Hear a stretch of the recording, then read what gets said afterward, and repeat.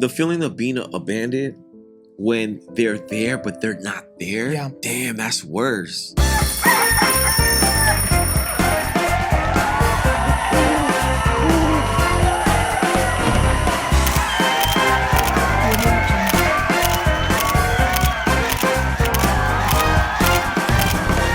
What is up, everyone? I'm your host, Alannized, and this is Noche de Pendejadas, your favorite podcast and talk show en donde yo te traigo a tus influencers favoritos para platicar y posiblemente sacarles sus trapitos al sol. Hoy les tengo un episodio que yo sé que allá en casita ustedes están súper emocionados de escuchar. So without any further ado, please help me welcome my guest tonight, Justice and Des!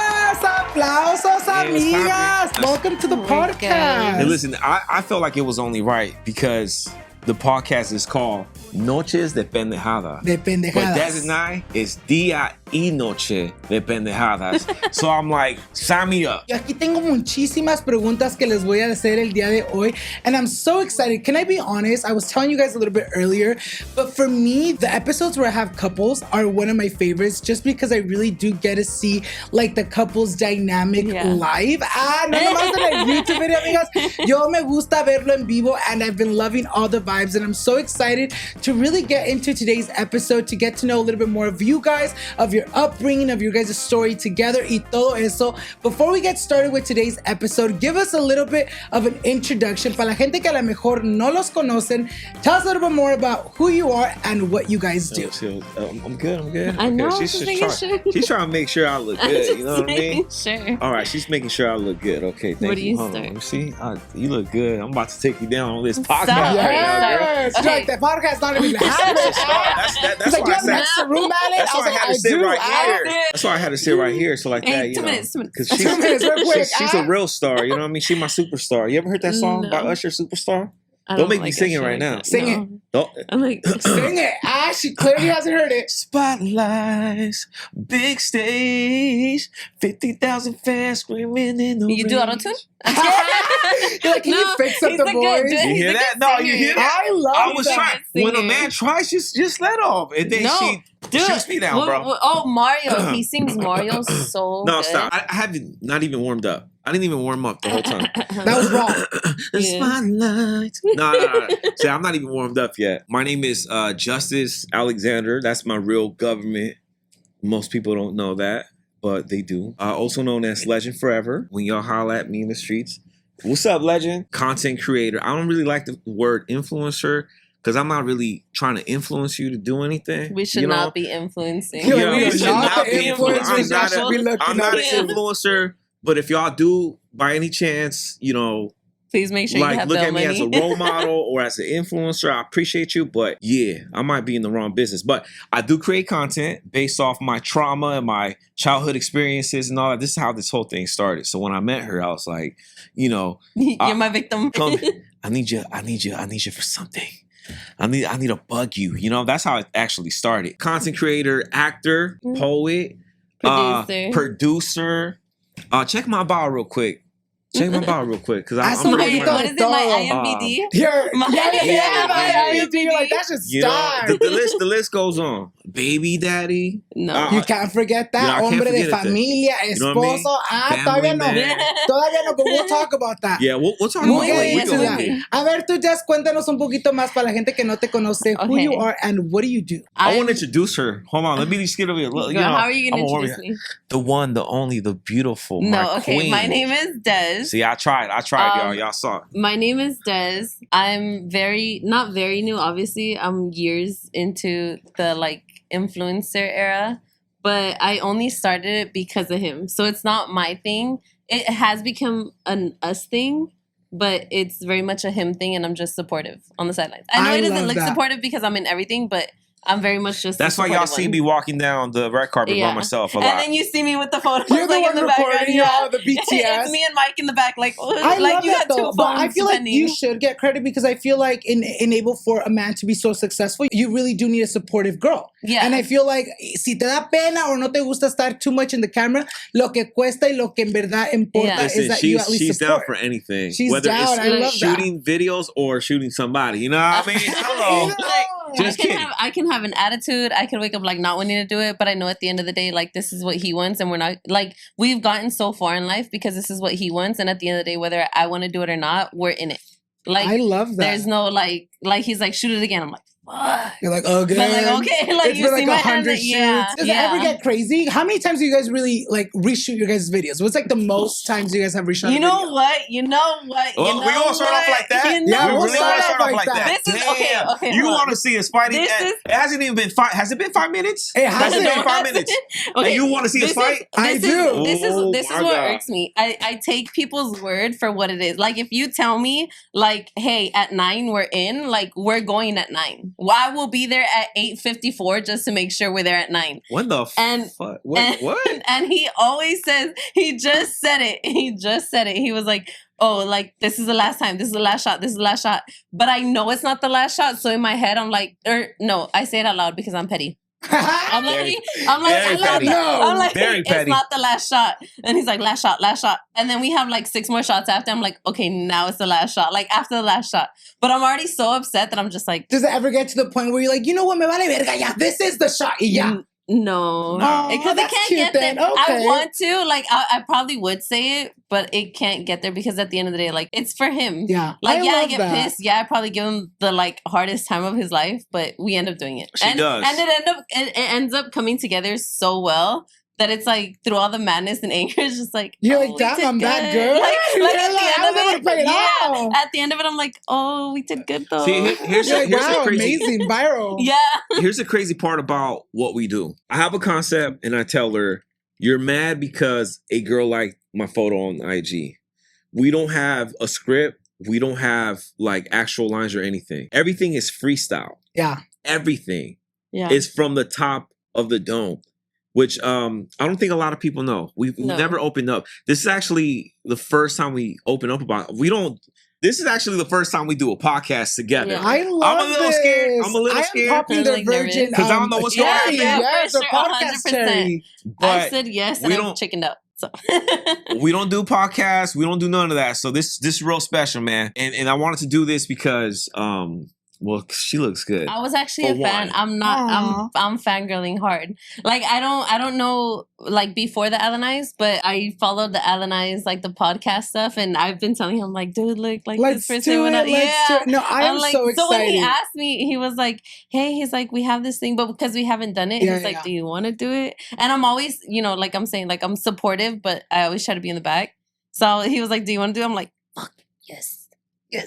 No, you know what's funny? And I believe that, girl, because when originally we got connected, you guys, through your manager, and originally he had told me about you guys, and he's like, Des is still like a maybe. We're like, all right, like, cool, like, we'll interview Justice, And then when he told me it was going to be both of you guys, I was so excited porque como les digo, a mí en verdad que sí me gusta, amigas, las pláticas, me gusta en verdad conocer a gente un poquito más. I was telling Justice that I really do like to freeball my interviews because I really do like to feel in the moment como que si los estoy conociendo. Today's episode of Noche de Pendejadas is brought to you by Booking.com. Booking.yeah. From vacation rentals to hotels across the US, Booking.com has the ideal stay for everyone. Whether you're booking for yourself, your partner, your sleep light, rise early mom, or your hype maintenance group chat, you can find exactly what you're booking for on Booking.com. So if I can find the perfect stay on Booking.com, anyone can. Find exactly what you're booking for, Booking.com. Booking.yeah. Book today on the site or on the app. Now let's get back to today's episode. Y yo ya me voy a callar, amigas, porque yo sé que ustedes ya quieren empezar a conocerlos un poquito más. And we're going to go ahead and start off with la pregunta del millón, which I feel like is the question that I always start off with because I feel like it's really important, to start there because I feel like it gives the audience a little more of a feel of who you guys are as people. Quiero platicar de sus infancias. Obviously no tuvieron la misma infancia. You guys grew up differently. I want to get to know you guys individually before we get to know you guys as a couple. What was your guys' childhood like? What were things you guys would do as children? What are struggles or hobbies que les encantaba hacer? Cuéntenos un poquito más de eso. I'm gonna let you start. No, I'm gonna let you start Like, first. you want to start? Nah, go for it. See, I'm so used to following the lead. I'm like, okay, like You want we'll me to go your start? I can speed. start if you want me to. No, que empiece ella. This is my Go time to for it, shine. go This is for it. her time to shine. Hey, Keep the go fierce, for it. baby Hey. girl. Go for it, baby. Oh my Bring the God. spotlight just Oh a my little bit brighter. No, I think growing up, I'm not gonna say I grew up like poor or without something because my parents gave me exactly what I needed when I needed it.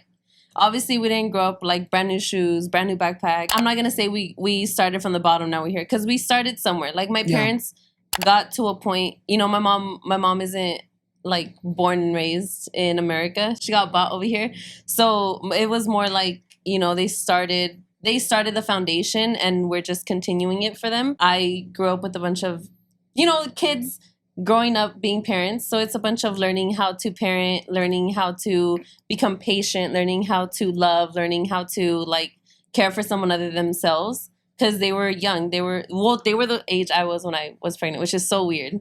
Like I was 20 and 22. I'm gonna share a story with you that I probably shouldn't share, but I've shared it once before with friends. So my mom, they were very domestic violence, but in love. It's real. A lot of people don't open up about stuff like this, but that's real, and that's what makes our content so relatable, because we keep it real like this. So y'all peep and I story. share this story because it's not attacking my mom nor my dad. This is both of them together, united, attacking each other. And I know like people are like, oh my God, like you grew up with that. That's disgusting. Like you should learn better. Obviously, like we learn and we grow from our parents. But this shows you like the deep in love, but you also can't stay in that type of love. It's toxic. Yes. We grew up in Van Nuys and then moved to North Hollywood, which is, I know, like, it's not a step up, but it's a step up. In Van Nuys, there's this famous, like, Tommy's that everybody would go to. I guess, like, in Van Nuys, it was, like, a thing. It was a thing. Y'all made it a thing. I mean, he grew up in Van Nuys, so I think he knows more. The hood made it a thing. Yeah, okay, so the hood made it a thing. My mom and my dad split up at this time. This is before my brother was born, which he was born in 93. So before 93. They got together, or they split up. My mom got with a guy and my dad found out, and I don't know how exactly it happened. This is like from ear to ear. This really going down right now.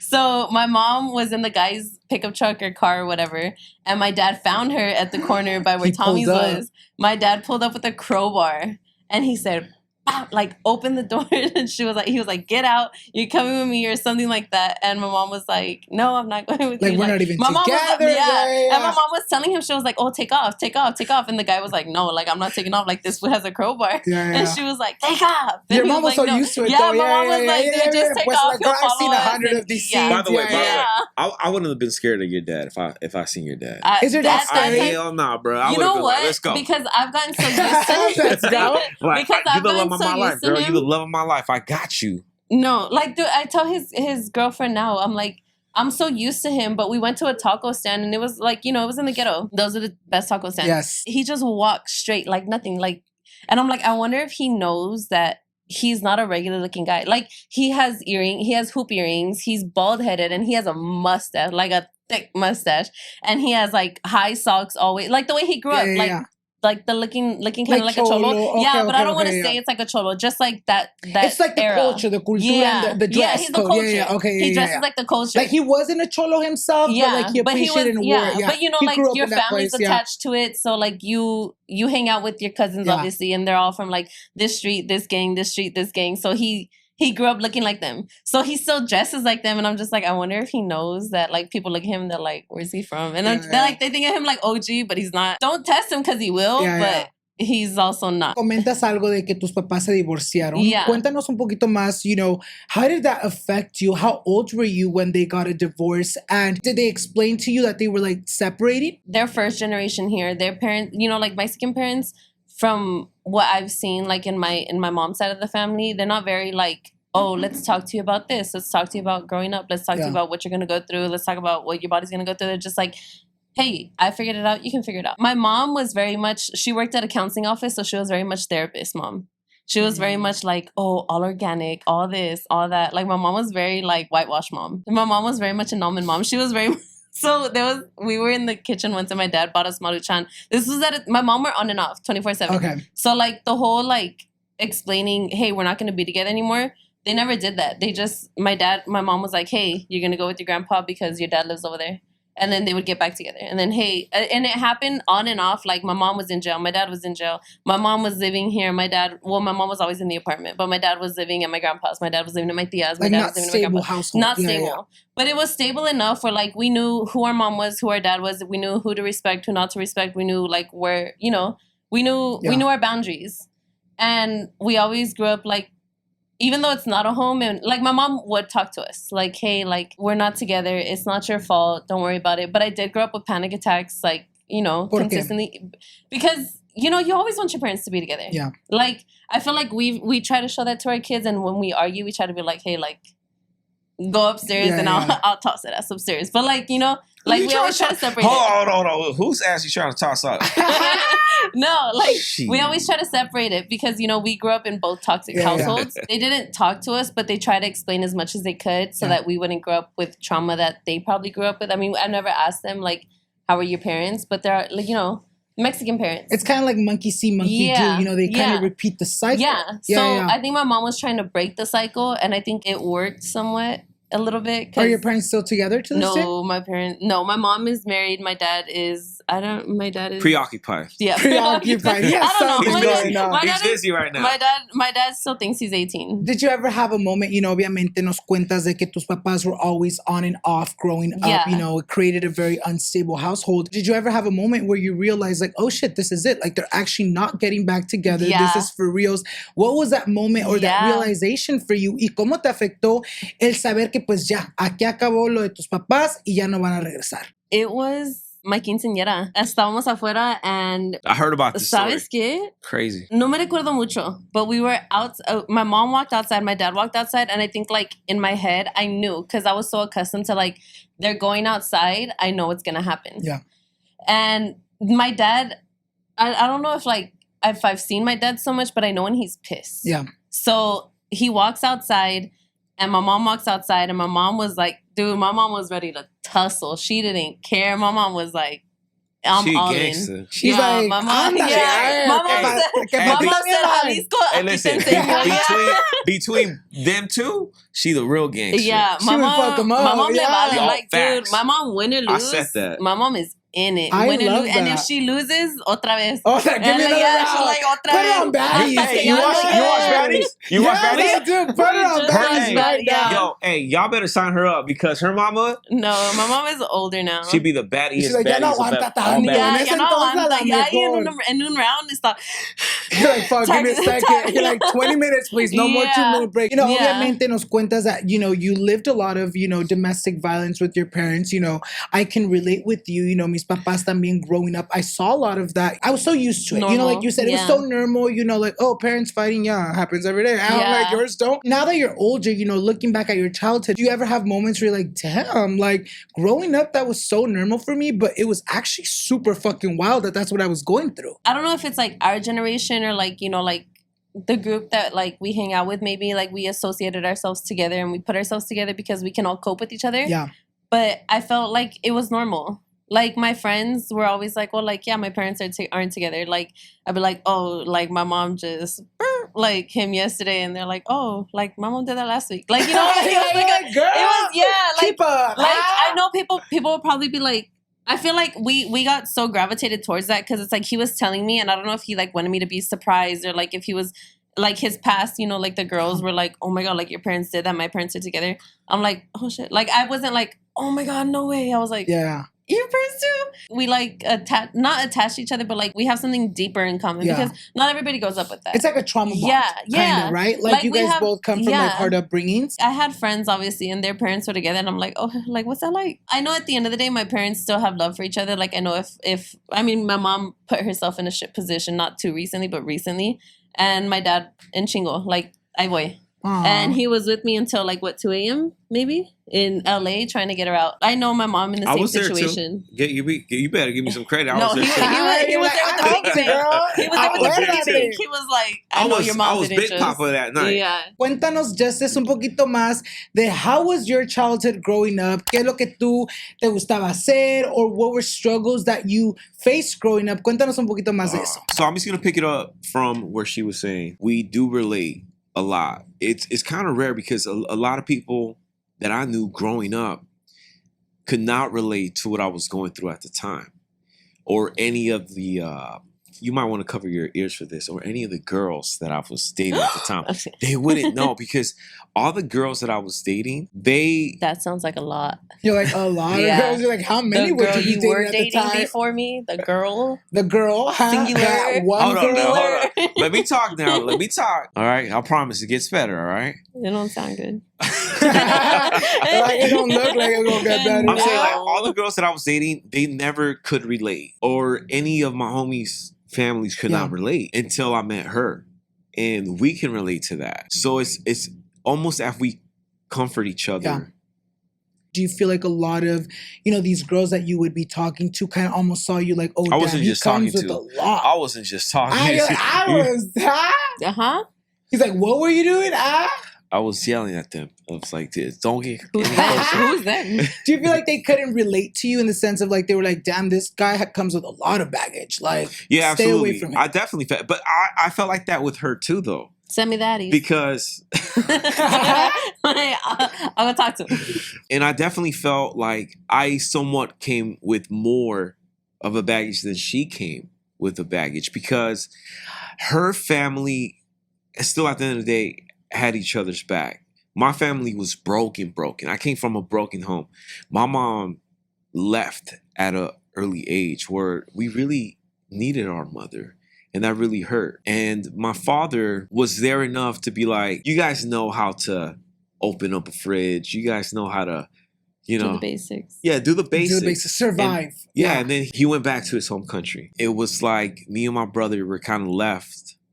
I have two brothers. We were kind of, my older brother, who had a different father, who I didn't know that because we grew up like brothers. He left to the army. And my younger brother also left to the army, which left the middle child Alone.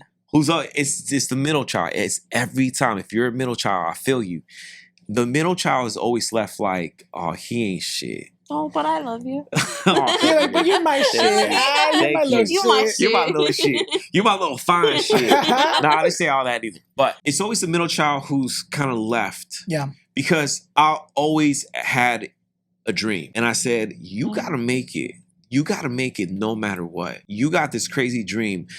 And my childhood was filled with a lot of trauma, was a lot of pain. I grew up with a lot of anxiety, went into depression, panic attacks.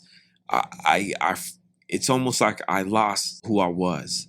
But I always hung on to that dream. And that dream was always to make my pain into laughter for people, right? Like, I knew pain. But when people met me, they didn't know that I was going through pain. Yeah. Because I was just focused on making people laugh and always joking around. Do you feel like you would suppress your feelings a lot growing up? Oh, absolutely. I was high. And I hate to say this because I talk to a lot of people about this, but they're like, you're not supposed to hide behind a mask. I'm like, yes, I get it. But that's how I grew up. I was hiding behind a mask the entire time. And I don't want to interrupt, but it's not like just growing up. It's also still like he's a grown, obviously he's a grown adult. He's not like in his 80s, but he's young. He's grown. Yeah, he's grown enough, and he's all still in the right places, huh, honey? he still masks it, like he still hides it. But I think like what's helping him is he's also trying to help other people that go through it. Like he's never been so open about it. Like when we first started dating, I had no idea. Like obviously, like we go through our own silent battles. Like I go through my own silent battles, and I don't tell him until like it's over. Yeah. But he goes through them, and it's like for him, I don't know if I just pay attention. Like I'm not a talker. I see. Observer. Yeah, I'm an observer. So like if I see him like he breathes a little different, I'm like, you okay? Yep. Like I can see it, and he's like, yeah, I'm okay. And he won't tell me until after, like, hey, like And feeling she it. knows now. Like she's the only person to this day who knows when I breathe differently, when I do certain things where she's like, "Are you okay?" And I notice it because I'm in the midst of doing it. Yeah. Right. And I'm like, oh, You're like, I didn't even clock it, and she clocked it before But me. we have like different methods of coping. I think him is more Like I obviously didn't grow up a physical person. Like my parents, my mom, Physical even touch. yeah, even though I mean we both didn't grow up physical. Like they didn't hug us, they didn't comfort us. They tried to, well, my mom tried to talk to me, his parents didn't try to talk to him. But I grew up like I'm gonna show you and I'm gonna help you the way I can, but I'm not gonna hold you. I'm not gonna hold your hand. I'm not gonna baby you.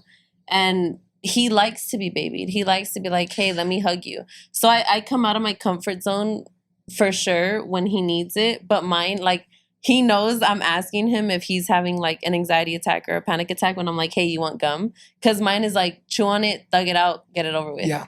Yeah. Because nobody helped me through it. I mean, nobody helped him through it, but that's, that's You're what like, you've that's what's gained helped some. me. Yeah, I'm Yeah, helping yeah, him yeah. through it. Like, obviously, I can't help him every single day because there's some days where we're not together and he has to go through things. He has to go through events. He has to go through other stuff. But, he goes Yeah. with people that do know and that they do understand. So they're not like, hey, like, oh, well, chop, chop, get it over with. Like, ya vámonos. So when he goes with someone, like with his best friend, I'm like, oh, like, you're cool. When he goes with his manager, I'm like, hey, you're cool. Like, You'll I don't be have to good. worry about it. Yeah. Like, I'm not gonna worry I about text this. him, I'm like, you good? He's like, yeah, I'm good. I'm like, okay. Going back to the whole babying thing, I wasn't really shown love. My grandma was the only, rest in peace. And, this is the tough part about talking about my childhood because, I'm very sensitive when it comes down to my grandma. My grandma was the only person that ever really showed me that real, genuine love and that loved me. Like she really loved me. She would hug me. She would kiss me. And I didn't really feel that from my parents, And so it's tough growing up like that. You know what I mean? And because you want to be baby. Yeah. I wasn't a normal I was a normal kid. Yeah. Right? Like me, I was normal. I'm not saying I wasn't like I was weird or whatever. What I'm saying is like I didn't grow up in that like what I knew, like my homies growing up or whoever I knew at the time growing up. Everybody grew up in a normal, like they loved each other, right? Like I didn't really feel loved by my parents growing up. And that sucked. And my grandma was the only person that did that for me. Like, and then that's no shade. That's no like, it's hey, the truth. It's your truth. My parents do love me. I know that. And they showed it however they needed to show that. But my grandma was the one that gave me that love the way I wanted that love to be shown. So a lot of who I am today, a lot of who, like the way I interact with people, the way I talk to people, the way I'm grounded, I can make friends real easy. He's very that's easygoing. I owe that to my grandmother. Growing up, your parents weren't really present. Your mom left and then your dad did too. How do you feel like that affected you in the long run? Did that ever make you feel like abandoned? The feeling of being abandoned when they're there but they're not there. Yeah. It's worse. Damn, that's worse. Because I think that a lot of people that are not being heard, are not being seen by parents, by family who abandon them. They're there, but they're not really there. Yeah. And that really sucks because it's like, it's almost like if you're living with, I don't even know how to put it, a ghost almost, right? They're there, but someone who doesn't want to be there. Right, but like, me and my brother, we talk about it all the time. I had this real conversation. I called him. I said, hey, man, do you feel like they taught us how to survive in the real world? El hermano le llaman Príncipe Azul. His parents. Yeah, no, la mamá. Oh, la mamá. Do you feel like your siblings are closer to your parents? I don't have a nickname. Let me just put it to you. I don't have a nickname. You're like, Luxy, I got a nickname, you were the ghost. but it ain't a nice nickname. El papá, don't say my nickname. He's so easygoing. He's so he doesn't know how to express himself. Yeah. He tries. Y la mamá, like, her trying is very, I don't know, she's not my mom. Let me not talk about it. Look, so let me put it. Look, let me put it like this. I'm very grateful to have my parents alive right now. Do we have the best relationship? No, we don't. However, you don't want to say your nickname? No, absolutely not. It's not a good name. It's not a good nickname. I have grown to become a man who, regardless of what had happened in our past with my parents, I still appreciate them. because it made me who I am today. And I thank God for them because I know that we all got the same destination, man. Yeah. You know, we're not here forever. And I just want to be able to say I love you to my parents no matter what. Because they're not bad people. Yeah. They're not bad people. They didn't grow up to maybe be loved. And that's the way it's perspective, right? Like maybe my mom didn't grow up being loved the way she wanted to be loved. And she didn't know how to change that. And vice versa with my father, you know? Maybe he didn't grow up to be loved the way he wanted to be loved. And he didn't know how to change that. All that shit stops with me. Because I'm going to break all the chains. I'm going to break all the generational curses. I'm going to be the first person in my family tree to do that for my family because I want the best for my children. And I've been knowing that since I feel like the day that I was born. This is what makes Legend Forever who he is today. Legend, LGND. That's the way I spell my name. Yeah. Leaving greatness, never dying. It doesn't mean I'm a legend. I never said I'm a legend. That's not what it means. A lot of people overlook that.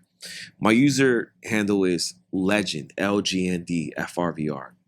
Leaving greatness, never dying. I just want to be able to come into this world with my God-given talent and my purpose, do what I have to do. And I know one day I'm no longer going to be here, but I want to be able to set out a blueprint and a foundation for my kids so they can continue the legacy and hopefully one day look back and be like, wow, look at what our father did.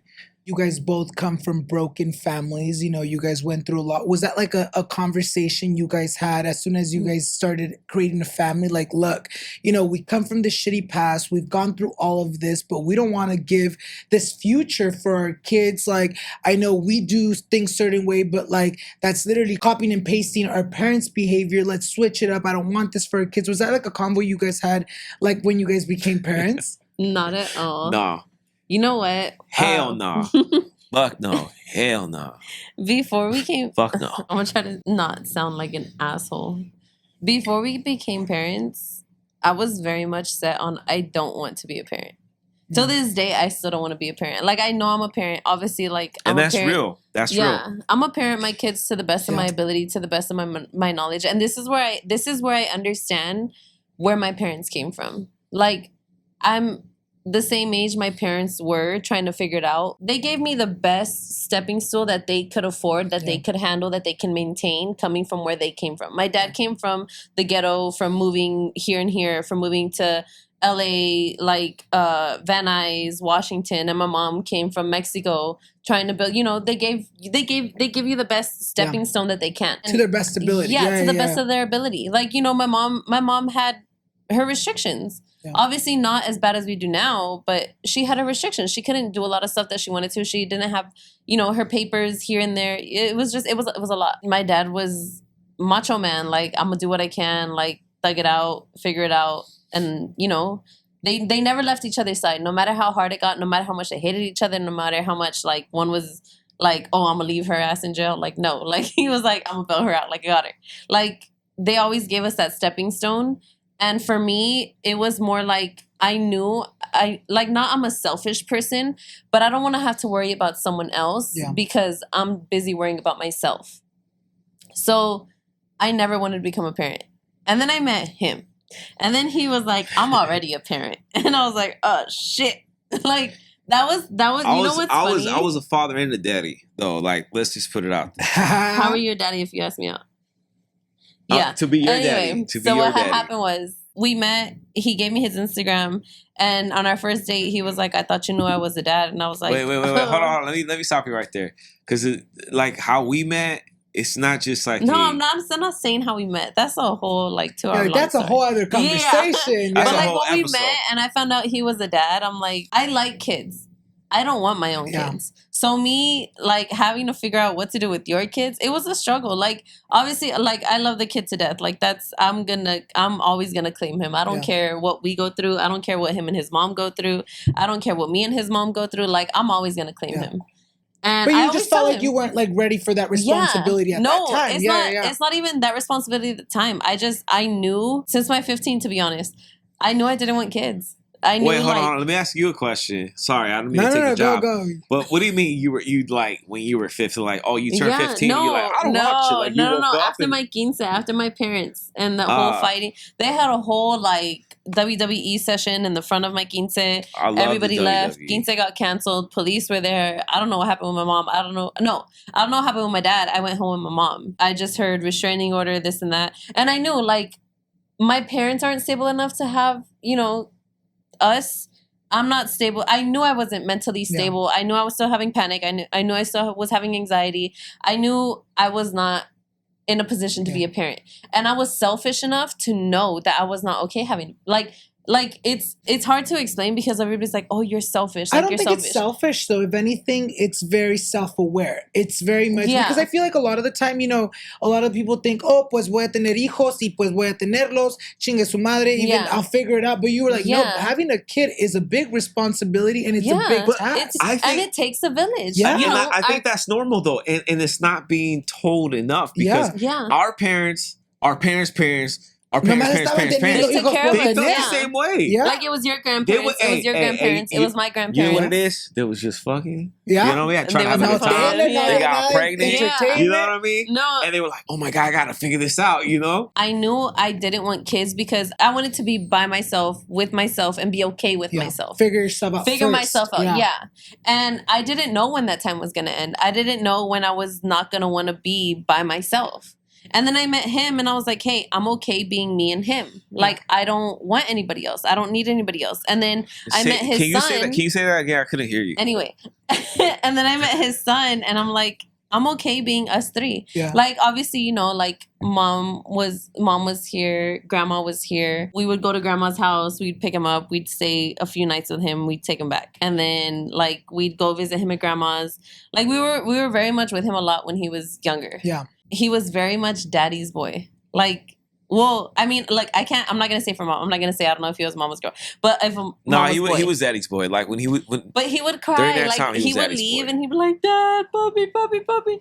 And so we'd stay there. We'd stay at his mom's. We'd take Justice out. I mean, we were broke at that time. We were broke.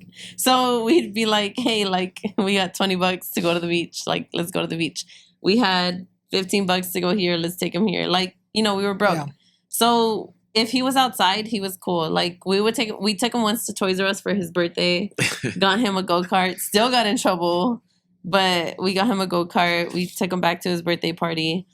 Like after that, I knew I didn't want any kids. I'm like, this is enough. And then it happened. Yeah, like this is drama. This is time consuming. I love him, but like I'm glad, I don't have to take full control. Yeah. Diaper changes here. Like showers here.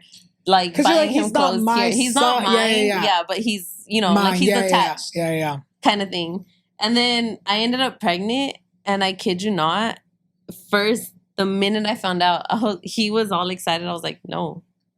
What are you excited for? Like, say bye. Yeah. Like, no, like this wasn't it. And both times actually, I was actually very surprised when she first got pregnant. Yeah. I'm not gonna lie to you. It was 2 years into the relationship. Which I'm gonna get back into that because I have a whole conversation about you guys' relationship, getting married. Yeah. We're gonna transition over to you guys as teenagers. How would you guys describe yourselves in school? Do you guys feel like you were burros? Were you guys smart? Were you guys peleoneros, noviero? How were you guys in high school during those years, those very important developmental years? I think for me, anxiety and depression consume most of my teenage years. And it sucked. I wish it was different. But again, it goes back to perspective. Yeah. And sometimes God will always put you through what you need to go through to become who you are today. Yeah.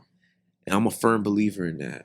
So, that's the way that I see it now. My teenage years were spent most of like trying to figure out who I am. I always felt like I didn't belong. I always felt like I was different. I never really held on to a 9-to-5 job or a regular job because I was always talkative, or I was always like this person that a lot of people like especially when it came down to a job. Like the very last job that I had, I was working for a gym. The boss that I had at the time couldn't handle the type of personality. He was a big time. He knows who he is. He's probably watching this. He couldn't handle the kind of character and the personality that came with who I was. Yeah. People in this world try to dim your light. And when you run into people that try to dim your light, you just have to push through. Yeah. So a lot of my teenage years was trying to just push through and never lose sight of who I was, because my purpose has always been what it was today. And it's never changed. I don't know anything else. I love that. How about for you? Not me, baby. I was a fighter. I was ready to go. My mom always said I had a big mouth, and I did. But I don't think she ever realized why I had a big mouth, and I don't think my dad ever realized why I had a big mouth. You know, we didn't grow up poverty. I'm not gonna say that because my mom and dad, they'll smack me behind the head till this day. No, not to this day. I'm about 30. No, not to this day, because if I seen that, I would have checked it. I'm about 30, and my dad will still pop, and I'll be like, okay. You're like, all right, I'll take it. Sorry, Dad. I would check that. That would never happen. Ay, perdón, señor. My mom had this thing. She was that almond mom where she had this thing where she's like, I'm gonna put you in the best school. But you know, like the best schools come with kids who are privileged. Yeah. You know? And they would always be like, oh, I have my own room. I shared a room. High school with my mom, middle school, elementary school with my brother. So I never had my own room until like older. So in high school, I shared a room with my mom, and everybody's always like, you know, like people would make fun of me. I'm a petite person, and they always made fun of me because they were like, oh, you have no ass, you have no boobs. I'm like, fight me. So I'd always, my mom and my dad would put me, in boxing in elementary school because I had the big mouth. I love you the way you are, though. You're like, you're talking shit. Let's run it up. I'd always be like, can I say this? Can I just say this? Say it. And I don't mean to interrupt. I'm sorry. But I love that ass the way it is. You know what I mean? Yeah, but I've been working out. So. That's why you love it now. It's grew a little bit. It's grew a little bit. But when I first fell in love with her. Oh, no, it was stick figure, baby. I was you know what I mean? Paper thin. Like, I was 95 pounds when we first met. And you would be a good-ass fighter?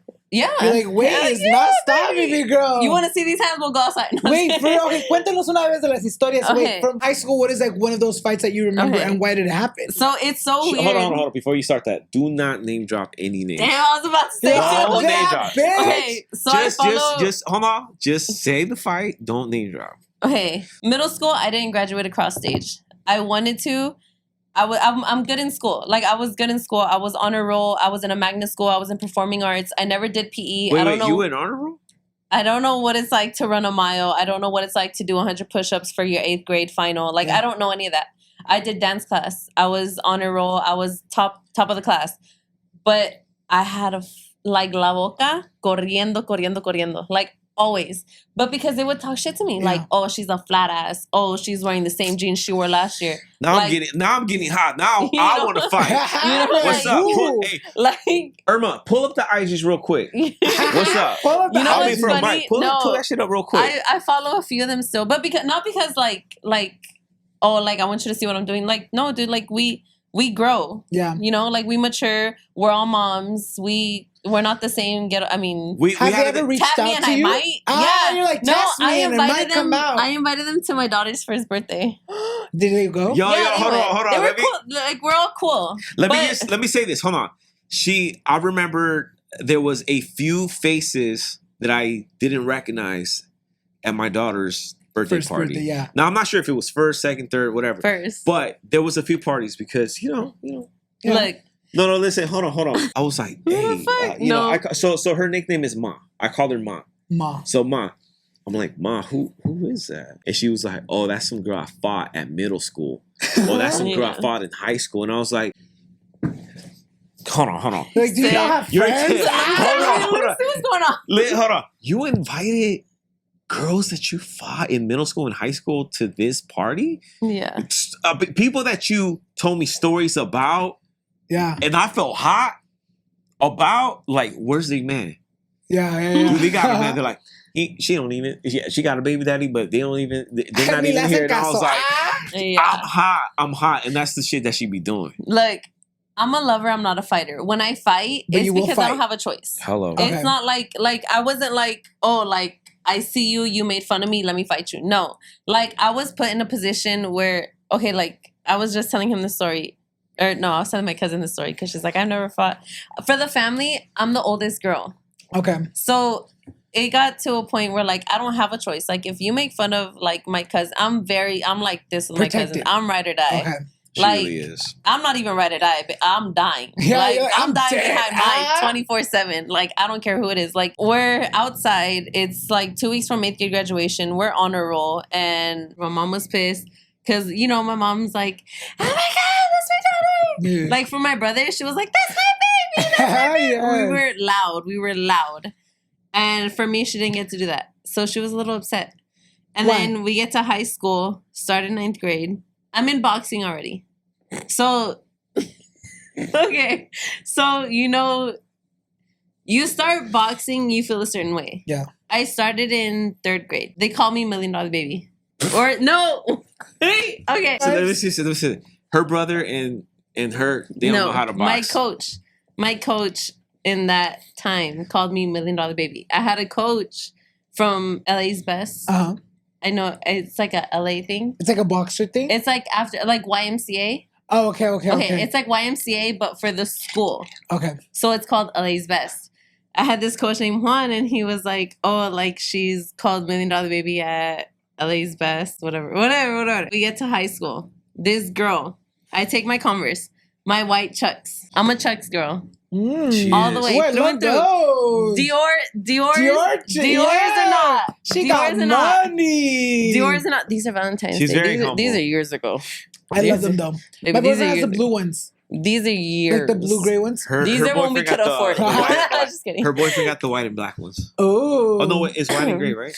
Mama bottom Yeah, firm. white and gray one. Ma bottom firm. Ma. Ma. Big On facts. Why do I think about the movie Ma when you No, said that? She got the same vibe. She got the same vibe, though. She got the same vibe. Singing, don't make And me I drink would. alone. And Don't make I me drink would. alone. Okay, She got the same vibe. Okay, so I'm in high school.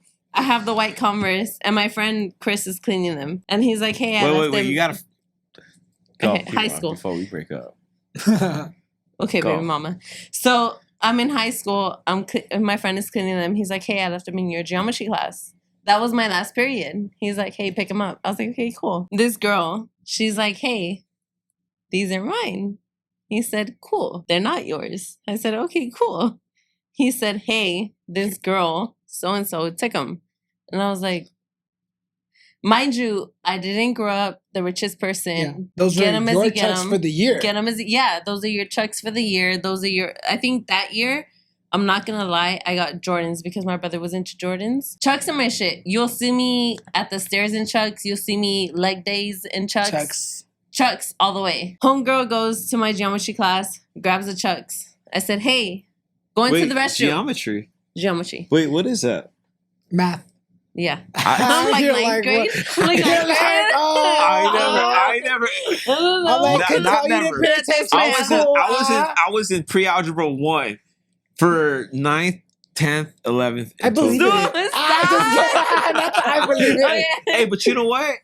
All I need to know was like how to add and how to subtract. That's it. I went to the restroom. I said, hey, I was super sweet. I'm not going to lie. I said, hey, I heard you took my white Chucks. She's very sweet. I said, hey, I heard you took my white Chucks. Can I get them back? And she was like, I don't know what you're talking about. And I was like, hey, my friend Chris told me that you took my white Chucks. Is it okay if I get them back? You should have never had a friend named Chris.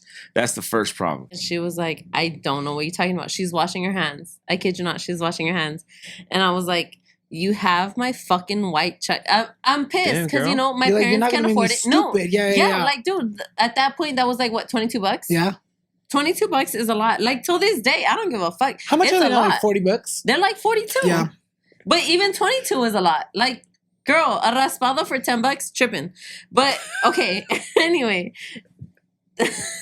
Converse, $22. And I was like, okay, do you want to give them back or do you want to meet me outside? And she was like, what are you talking about? I'm not going to meet you outside. I was like, bet, I'll see you outside. You don't want to give them back? I'll see you outside. And she was like, what's your locker? And I was like, what's your locker? She was like, no, I'm not going to give them back to you. What are you talking about? I don't know. I was like, what do you mean don't give them back? And she was like, I don't have them. I said, ah. A ver si te acuerdas. And then we're outside at that time, my best friend, I'm not going to say her name, at that time, She stood 10 toes behind me. Yeah. I don't give a fuck. She stood 10 toes behind me. She didn't need to, but she said, "Burr," nobody jump in. So me and her fighting at the edge of the restroom. She goes into the, I don't know what happens. We're fighting. Obviously you black out. My best friend comes behind And me. you were She was sober? like, yes. That's I No. was crazy. 12. I was- Never mind. I was probably not incoherent. But she was like, hey, like, her mom is here. She this and that. We're in like 6th period at this time. She's like, hey, your mom is here. Her mom is here. We're gonna this and this. Just say this and this. And I was like, okay, cool. We get there. I get into the principal's office and I was like, hey, she took my Converse. She said she didn't want to give them back. I said I needed them. I don't know if you want to talk to my parents. They're not gonna buy me a new pair. I need them. He was like, oh, okay, we'll talk to your mom. My mom stood 10 toes down, baby. She said, I ain't buying her no fucking new those chucks. are her Like, shoes. if Yeah. she wanted to fight, that girl threw the first shot. My best friend at that time said, yep, she threw the first shot. I said, baby, she threw the first shot. So tu mamá no te regañaba. No. My mom always said, like, I don't know if your mom always said, Mexican moms. My mom was always. Si te pegan, tú working. pegas Si te para atrás. pegan, No quiero tú que pegas. vengas, Y que te si tú pega. no Yeah. pegas, te chingo Te la chingo puta yo. madre. Yeah. Yo te termino I de was chingar, like, mi yeah. amor. Hey, no lie My though. mom always said, Can I just say? Say We it. we trying to raise like Oh, no. kids who hold their their own own. ground. Yeah. These kids are gentle parented. Yeah. My kids are gentle parented through him. And I get it, 100%. But you raise a thug. Yes. You're raising a thug. So they're half and half. Like my daughter knows. Wait, they're half and half what? half Babied thug. and not babied. Half No, gentle, see half- and that's the problem though, because I know how it is. Like Yeah. I've thugged it out all my life. She thugged it out all her life. And that's what I'm saying, breaking generational Mhm. curses. Yeah. And so it's not about gentle parenting, it's just about my parents didn't teach me how to fight. My parents didn't teach me a lot of things Yeah. that I know today. That's what we're trying, or that's what I'm trying to implement to my kids. And it's just like, hey, listen, if a kid is trying to bully you or trying Stand to up. punk you or trying to whatever it is, hey, baby boy, baby girl, you got to step up. And I tell this to my 12-year-old son. I have a 12-year-old. Well, we'll get to that. But I tell all my kids. The same thing. You better do it. Yep. Thug it out. Yeah. Or you gon' Look, get I'm it not from gonna us. say nothing, but we have 10 toes down behind my 12-year-old, behind my 6-year-old, behind my 8-year-old, behind my goddaughter 8-year-old. We have 10 toes down, meaning, baby, you need bail money? We got it. But I Eat it also up. do feel like it's important, as you get older. Like, I feel like you said, a lot of parents now raise very, sheltered kids. Yeah. Y esos kids son los que van to the schools and bully the other Yeah. kids. And it's like, if you're going to bully my kid, I'm not a parent, but if I were to be a parent, if you're going to bully my kid, get ready for my kid to rock you. Yeah. Like, literally. Hey, No, I really okay, this is do. wait. right now. This is just a warning, Like, baby. tell them No, This no. is just if you watch it, it's just a warning. No way. And if it happens, don't say Look, we didn't warn you. Okay, look, Mm. and I'm holding his hand as I say it, and I think my manager knows. My son is very sheltered. I'll stand 20 toes behind him. 20 toes behind him. When the fuck? Where'd you get to the extra toes? You, Yeah, you, Oh, you got it. Oh, yeah, you, yeah, 10 and 10, 20. 20 toes behind him. My daughter needs 5 toes. She's ready with to the go. shits. She's like you. She's with the shits. But this is what I'm saying. Like you grew up with your kids. Yeah. Bail me out. I don't care. Baby, bail money is on the side. We Yeah. don't count that Like, money. we have a that whole saving account that just money, for bail money, baby Yup. girl. that money The is emergency untouched fund. for whatever. You mess with. This is what I mean. This is why I didn't want to become a parent. You mess with my kid. Like I'm so like, hey, I'll spend 50 days in jail. Yeah. I don't care. You mess with my I'm gonna kid. need you in those 50 days. So like, you can't This be is what I'm gone saying. for too long. This is what I'm saying. I gotta eat. The I'll kids gotta spend- eat. I'll spend 50 days in jail for my kid. He's gonna I get don't it. You'd be care. the type of mom to like, let's say your kid was getting bullied. The mom shows up to the principal office and it's like, bitch, No. you're gonna get it because you raised that kid. I feel like we've talked about that. Alannized. I'll spend a lifetime in jail for my kid. Yeah. A lifetime. How about for your man? For my man, for my kid, for my parents. And I for love my it. aunts on my mom's side. Oh, on my dad's side. You're like some Look, select Can I get kid. some in the back? Can I get some in the back? Look, from my aunts on my dad's side, for my aunts and uncles on my dad's side, except for one. For my for my man, for my kids, especially for my kids. Yeah. See, That's this on is gang, what I bro. mean, where I mean my parents like set that stepping stone. Yeah. I know 100% I end up in jail tonight. Not that I would. Not that I Knock would. on wood. Knock on wood. No, Wood. I don't know what's wood. It's all plywood. I don't know It what's counts. wood. Stop. I know my parents. Dude, my parents ride or die for each Yeah. other. They're not together, but they'll ride or die for each other. Yeah. I'm not gonna say that's a Mexican thing because I don't know if that's like a an Indian thing, Yeah. an African American thing. But that's my parents' thing. Ride or die. If I go out with you in public, Yeah.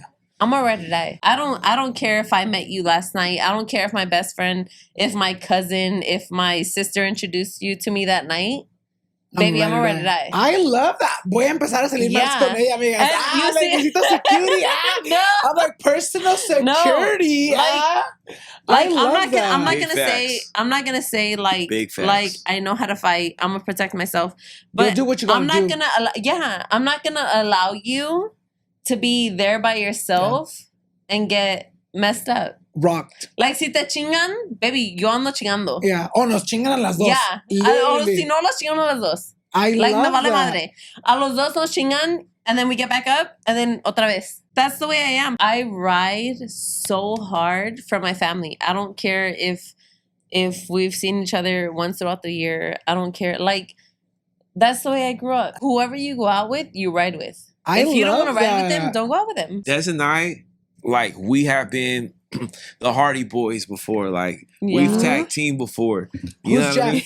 He said, I'm Jeff. "Ooh, You're the high Baby, flyer. I'm You're the Jeff. high flyer. Since- Yeah. You know what? Since we met, he's Wait, been, you know, Yes, like, that's my favorite wrestler growing up. Yeah. That's literally what I have talked about because I'm so No, Eddie jealous. Guerrero. I am so No. jealous of your Netflix WWE premiere invitation. Yeah. Like that should have could have been me, but it wasn't. Wow.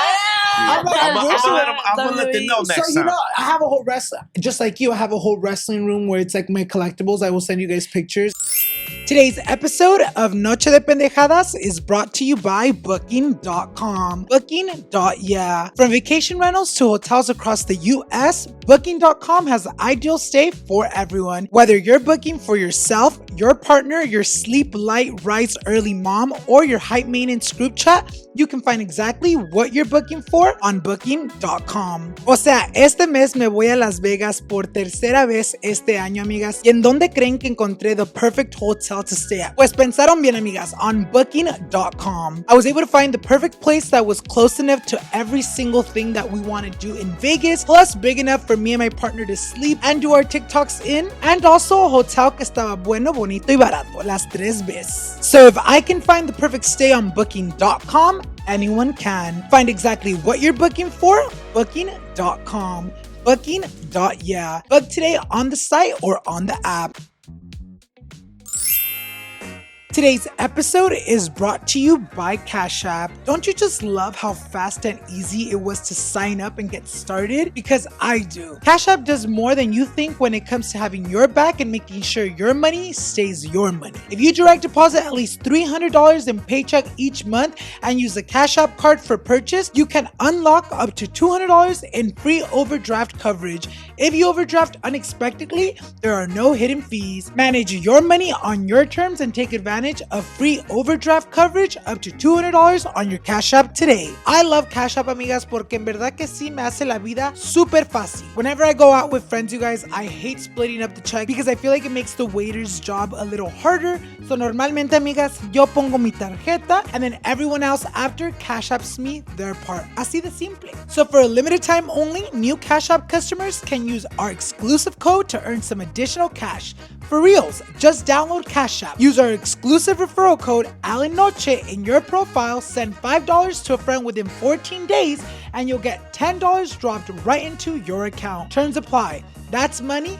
That's Cash App. Cash App is a financial service platform, not a bank. Banking services provided by Cash App's banks partners. Prepaid debit card issues by Sutton Bank, members FDIC. Direct deposit, roundups, overdraft coverage, and discount codes provided by Cash App, A Block Inc. brand. Visit cashapp.app/legal/podcast for full disclosures. Now let's get back to today's episode. I love la plática que hemos estado teniendo. Yo quiero saber, obviamente ahorita los vemos all over social media. You know, we see your guys' skits, which I feel like a lot of people love. Pero yo quiero saber cómo empezó todo esto. I know you, Justice, started it first. What made you be like, you know what? I want to grab my phone, start doing skits because, you know, a lo mejor sale algo bonito de esto. You know, when I first started shooting skits, I actually wasn't with Des. Again, shooting content on social media was something that I just picked up because at the time there was this platform called Vine. Yes. And everybody was on Vine. I wasn't shooting Vine like that. There was a lot of popularity around this platform. At this time, this was the time where I was like, hey, I think I need to start showcasing what I really want to do in life. It was a pretty boy. Besides the point. I was still trying to figure out what I wanted to do. I was a security at a church. I was securing Jesus Christ himself. I was securing Jesus Christ, the Holy Spirit, and God at a church. Actually, I got a very good story about church. We'll get to that later. She knows what I'm talking about. Instagram started doing 15-second clips at the time. And I said, I am going to start shooting 15-second clips as opposed to 6 seconds. You know, at the time it was like about 6 to 10. Yeah. 6, 7. It was like 7.1 It was like quick to the seconds. point. Yeah. Something like that. I mean, don't correct. You know, you can correct me because I wasn't a Viner like that. Yeah. But I shot about 2-3 Vines. Vine was on the Going down. decline. Okay. Yeah, it was going down at the time. So I was like, you know what? As somebody that's trying to create content, I'm gonna start shooting content on Instagram. Sure enough, this platform, Vine, it fizzled out. It just disappeared. When I started shooting skits for Instagram, I was doing whatever I thought was funny to me at the time. And I was only sharing it with family, whoever I went to high school with at the time. You know how it is, right? When you have a Facebook or when you have an Instagram. Please watch, Mom. Yeah, pretty much. But I started posting a lot. I started shooting about 3 to 5 times a day. That's how I kind of came up. I was shooting on Instagram. I was shooting on Facebook. Facebook was another platform that a lot of people overlooked. Yeah. That didn't kind of realize, like, you know, this is another platform where you can make money. Ultimately, that was never the incentive. You know, I just wanted to shoot content and do what I love to do. Obviously, I wanted to make it into a career where I would get, you know, brand deals and I want sponsorships, all that sorts of stuff. You have to work your way up. So social media, a lot of people feel like it's easy, but it's not easy. I didn't start seeing money till, I mean, I've been in the game for 10 years, right? My daughter is 7 years old. That's crazy. Got this. 7 years old. I didn't start seeing money out of those 10 years, 3 years later. So I was in the game. I was shooting content at this point for free for 3 years. For the funs and giggles, For the fun and giggles. And because I truly had a passion for it. The way I always saw social media was I'm going to build a resume because the end game is I want to be an actor and I want to come out in movies. I want to come out in shows. I want to build a resume where producers, directors, actors can start seeing my talent, my videos, and everything that follows. So like that, maybe one day they can be like, we need this kid in a movie. Fast forward, it happens. I come out in my first feature film. How was that? I go. He left for 4 weeks. What was that like? Let me know. Why you say it like that though? No, I'm just 4 weeks. I mean, I think during those 4 weeks she realized like she really needed me. Because when I love him. When I came back, that was I've never felt that much love from her at that time. I've never. Yeah, we got right to work, girl. He finished the movie. He was gonna make another one with you. We said straight from BDSM. Yeah, it was about 4 to 5 times when I came back a day. And I'm not even shit, girl, no cap, no hey, cap, no, baby, no cap. I'm not even trying to be funny right now. I'm not even trying to. I'm being serious. My dad probably watched. He's like, what the? That's fine. Excuse me, no. I beat it up 4 or 5 times. 4 to 5 times a day. You know what I mean? I don't know. But no, real talk. So I left. I shoot a movie with George Lopez, somebody that I grew up watching, and who was an inspiration to me. Yeah.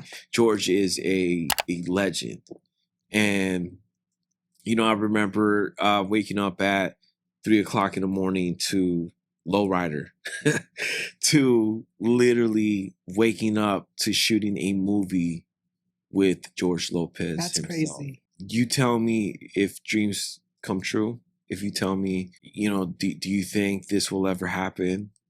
Or if you ever been a person or a hater who says this won't happen or that won't happen, I would tell you that this would be my testimony and this would be my proof that anything that you set your mind to and your heart to, whatever you have a passion for, just do it, because it'll land you to some crazy place in Mississippi and shoot a movie with George Lopez called How the Gringo Stole Christmas.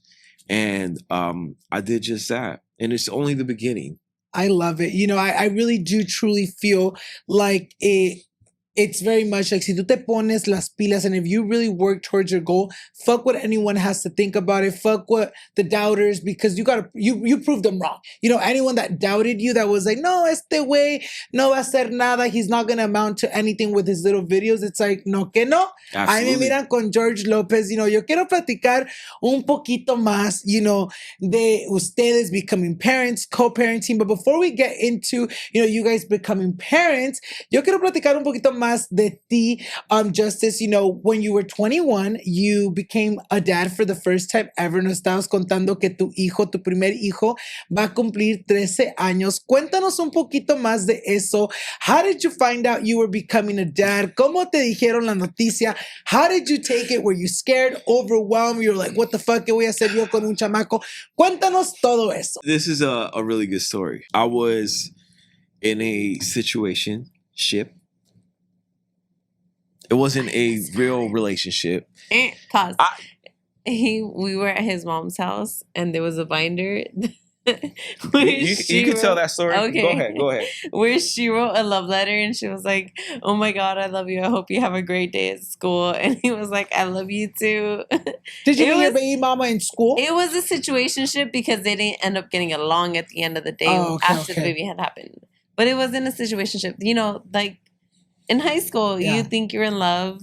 Shit happens. The way it happened was pretty crazy. I was in a situationship. It wasn't so much of a. It was a relationship, but it didn't really feel too much of a relationship because at the time I was at a different place and it felt more of a situation that I was in. And she ended up getting pregnant. And although I didn't see a future with this individual, a beautiful blessing came out of it. And that was my son, who really set the tone to being the man that I am today. If it wasn't for him, I'd still be lost. I would still be scrambling and trying to figure out what I want to do in life. And I thank God for him setting these stepping stones along the way for me, because it really made me the man that I am today. Do you feel like it was hard for you to adapt at first to like being a dad?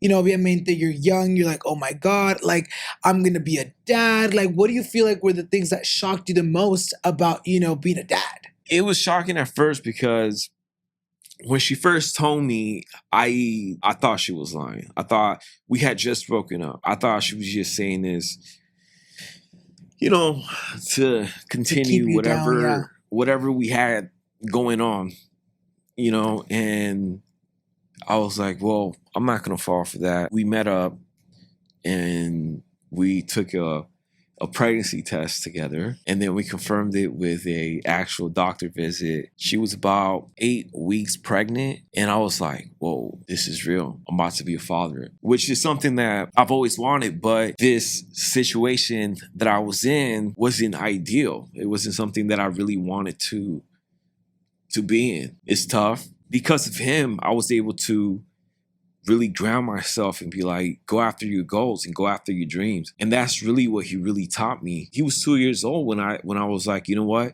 Let me really go after this. Try to become somebody for this child. He deserves it. I brought him into this world. He really brought out the best in me. How was co-parenting? Like, obviamente, you know, you and, you know, your baby mama make the decision of like, you know what, it's not going to work out. Even if we try to make it work out for our son, no se va poder. What was co-parenting like at the beginning? Do you feel like you guys both struggled to like meet in the middle when it came to like parenting? Yeah, of course. It's always difficult. You got a way of thinking about life. The other individual has a certain way about thinking about life as well. Ultimately, you want the best for your son or your daughter. You know, at the time, I felt a loser. I didn't really have much going on with my life, and I couldn't really support.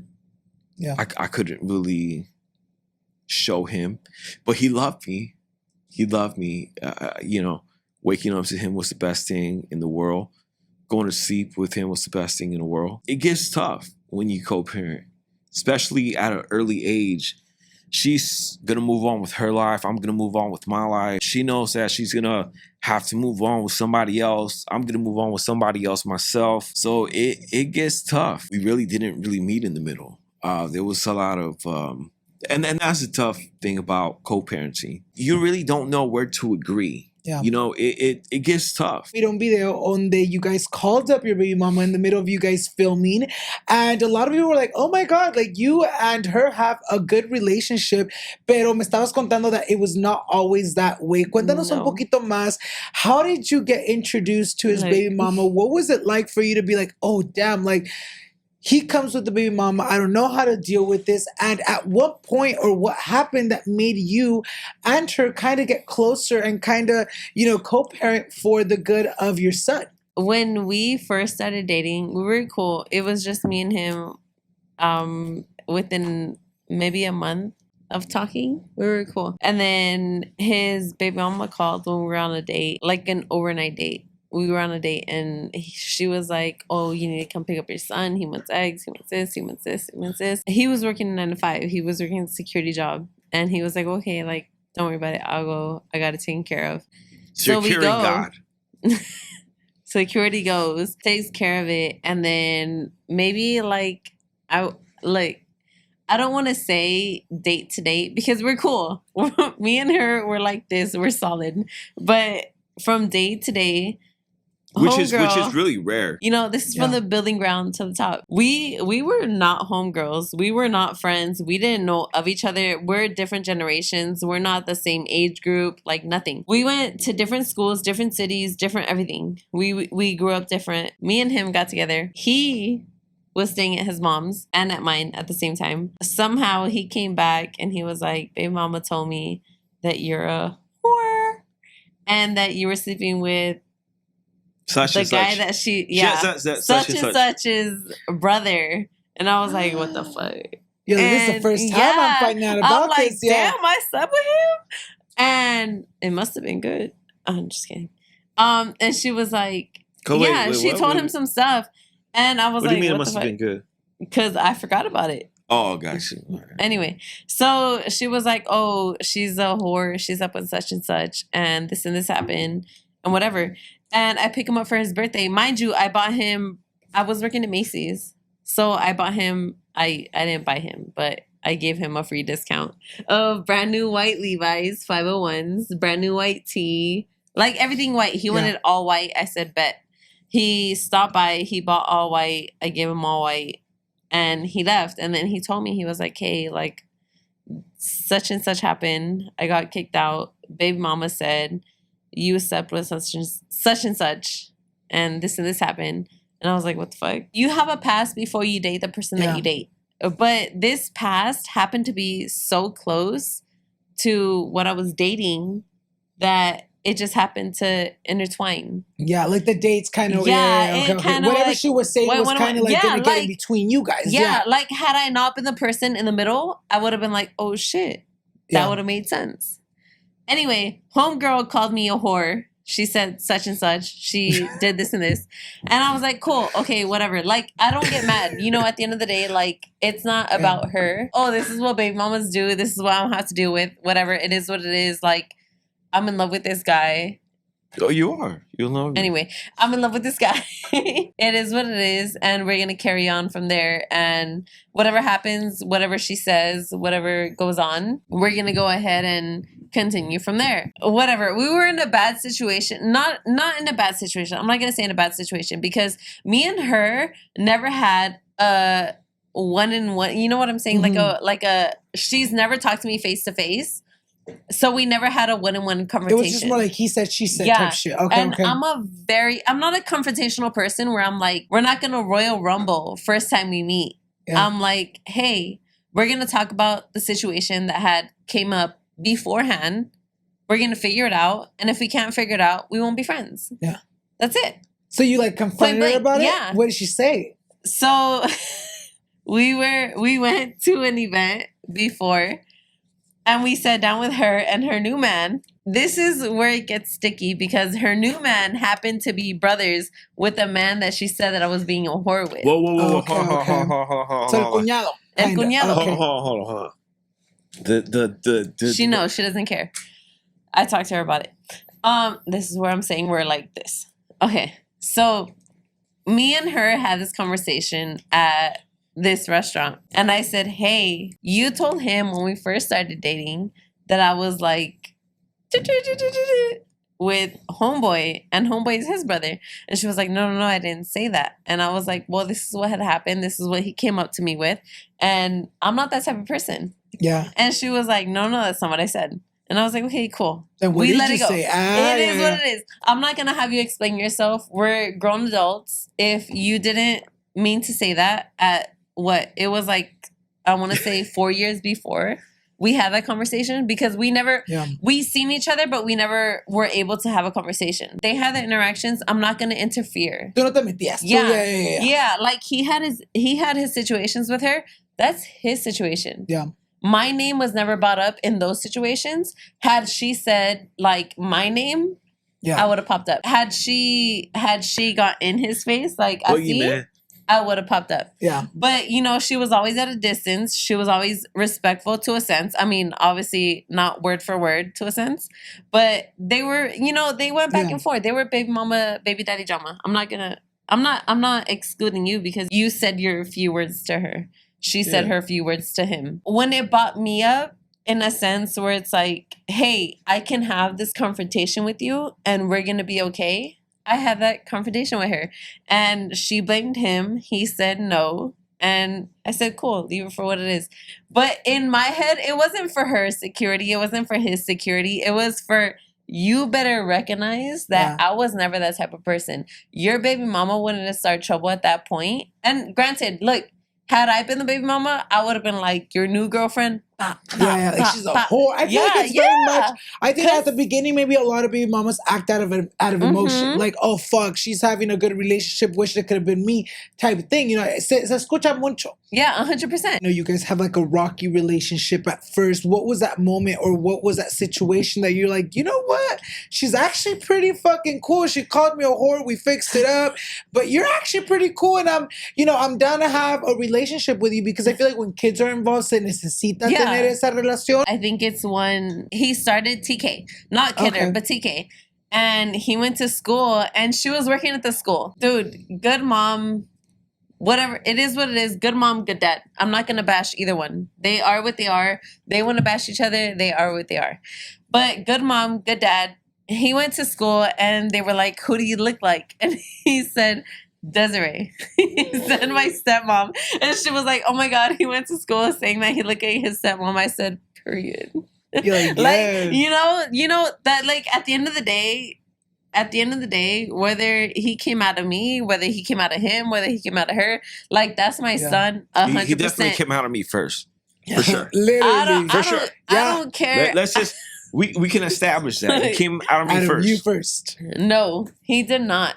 Spiritually, he came out of me. That is my son 100%. I will walk with him. I will rock with him. I will float with him. I will, whatever it is, whether he wants to swim, whether he wants to float, whether he wants to rock. I'll make it happen. That will make it happen. That is my son at the end of the day. But that's the way my loyalty lies. So, I feel like it is very important when adults become adults and they're like, you know what? We're not going to worry about our feelings. What matters first is our child. Yeah. What piece of advice would you guys give to anyone watching at home that maybe has had a rocky, relationship in terms of like baby mama, baby daddy, and feel like there's no way of it ever getting better? Obviamente ustedes have worked up to a relationship where you guys do have a better relationship. What piece of advice can you give to those watching that feel like maybe co-parenting won't get better, but you guys feel like it will?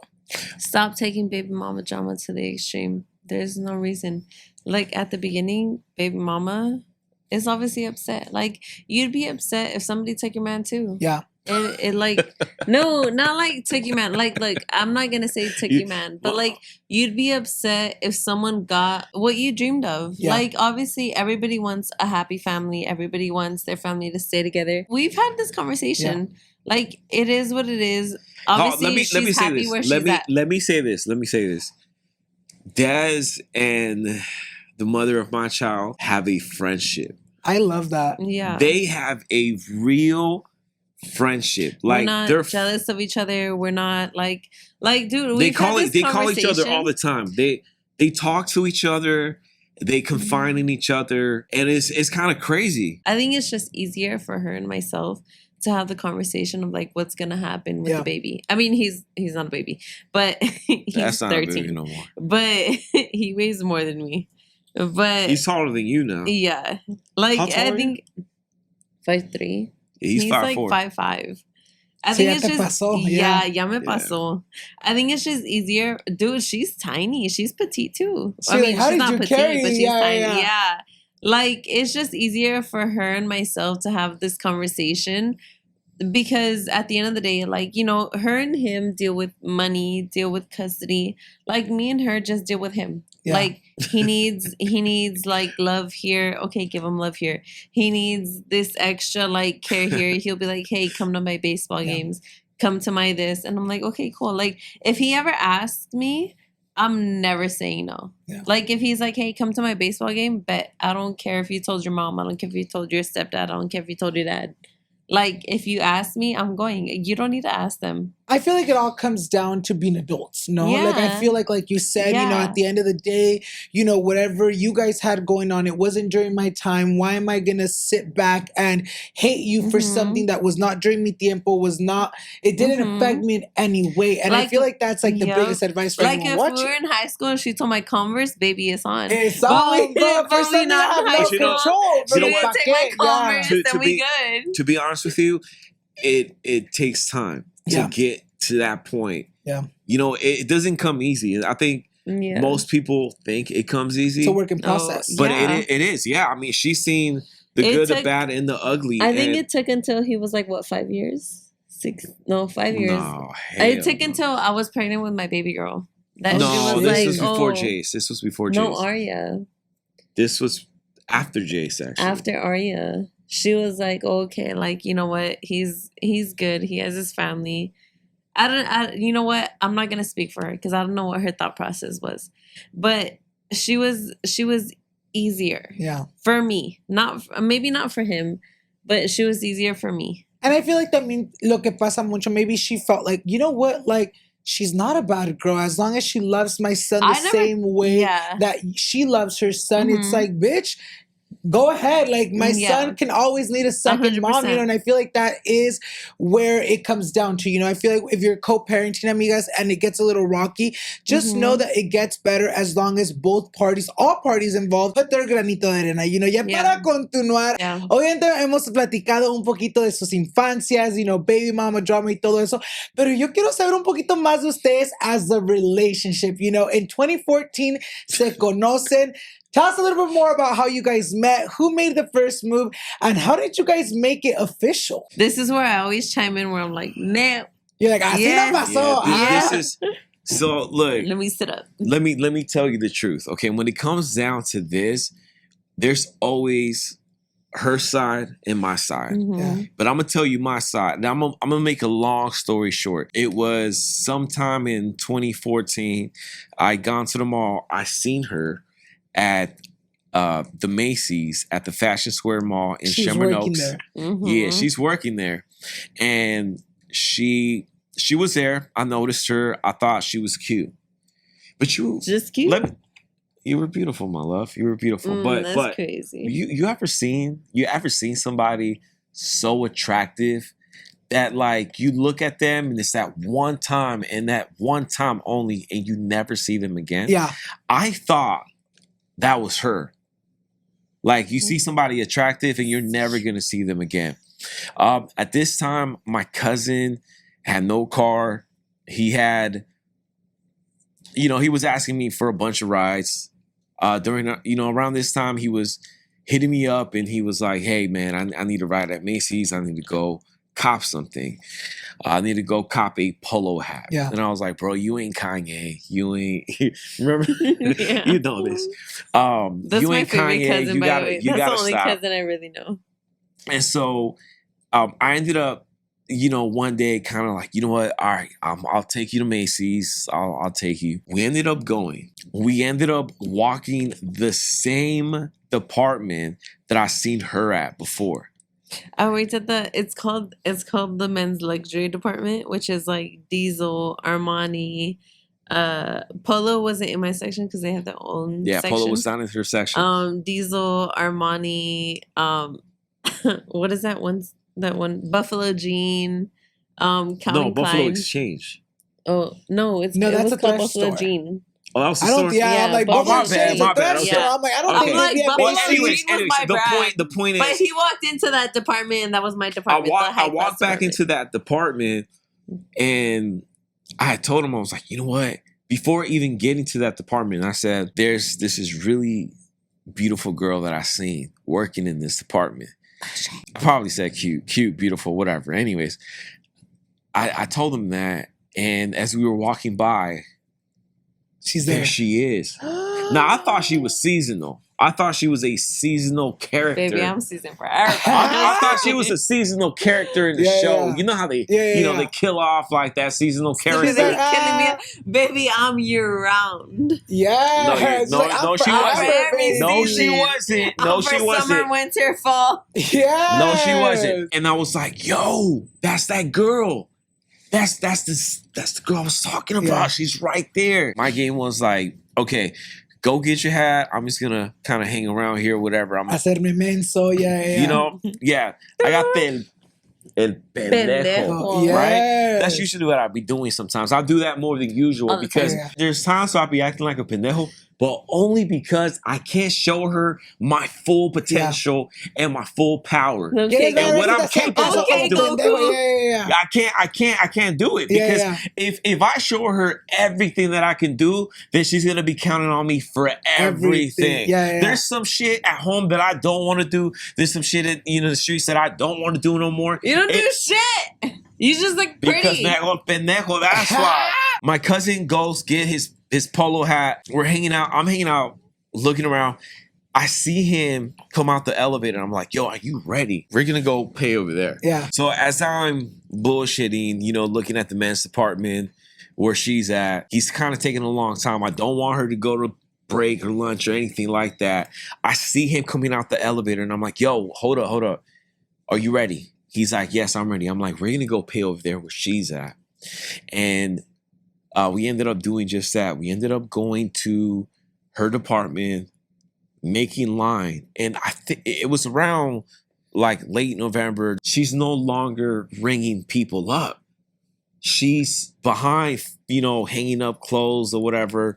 Because, in Macy's or in like sales department, you meet your quota. You're done. So you're like, I don't got to do this anymore. Yeah. Te valió verga. Yeah. Ya te vas. So Ya me fui. as she was valiendo verga, whatever, she doing what she was doing, I was like, valiendo verga, I want to give her verga. You know what I mean? You feel me? Yeah. So I'm making line and I was like, damn, I'm not gonna talk to this girl, but whatever. We're gonna stand in this line. The minute we go up, the cashier and Des swap.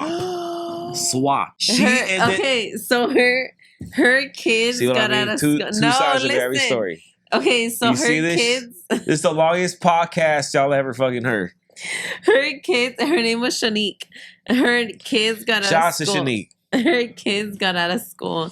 And she was like, hey, I have to leave. My kids are out of school early. And we're waiting for Felipe because he hadn't met his quota yet. So I was like, okay, like, we're going to wait for Felipe. And she's like, no, I got to go now. And I was like, what the fuck? I met my, I think at that time it was 2,500. I passed my 2,500. Like, baby, I was sold out. I was ready to go home. And she was like, no. Like, you have to go. Mind you, when she was like, I'm out, he was like, I'm in it. Yeah. So I went up, he went up, and destiny happened. Did you notice him? I did. All? No, Okay. I did. So his cousin was at Polo, and his cousin was like, "Oh, like, is this a hat?" Like we had winter sales, yeah. So it was called Christmas sales. So he was like, "Hey, like, is this it?" And I was like, "Yeah, this is it." And he was like, "Okay." I didn't work for Polo. Polo was a different department. They're their own department at Macy's. I mean, at that time, they were their own department at Macy's. So I went into the men's collections. I went back and I was like, yeah, that's their own department. And he's like, oh, okay, cool. I went back and then he showed up and I had just gotten this tattoo here, which is a sunflower with a double infinity. This is some fuckboy shit. He was like, oh, you're tatted? I'm tatted as fuck too. I just got this and this. No, I didn't say that. I said, fresh tattoo. You just got that? She's like, yeah. I'm like, yeah. But I'm pretty. He was like, I'm pretty blasted myself. Is what I said. Yeah. And she's like, oh, really? That's cool. I'm like, yeah. I didn't even show her everything. I just went like this. I'm like, yeah, just so she can see that I'm tatted up like right here. Mind you, he wasn't paying. His cousin was paying. So you're like, I don't need to talk to you. I wasn't shopping. I was like this broke boy, and then his cousin paying. What the fuck are you talking about? I'm just kidding. I just said at the beginning of the podcast. Rewind back if you need to.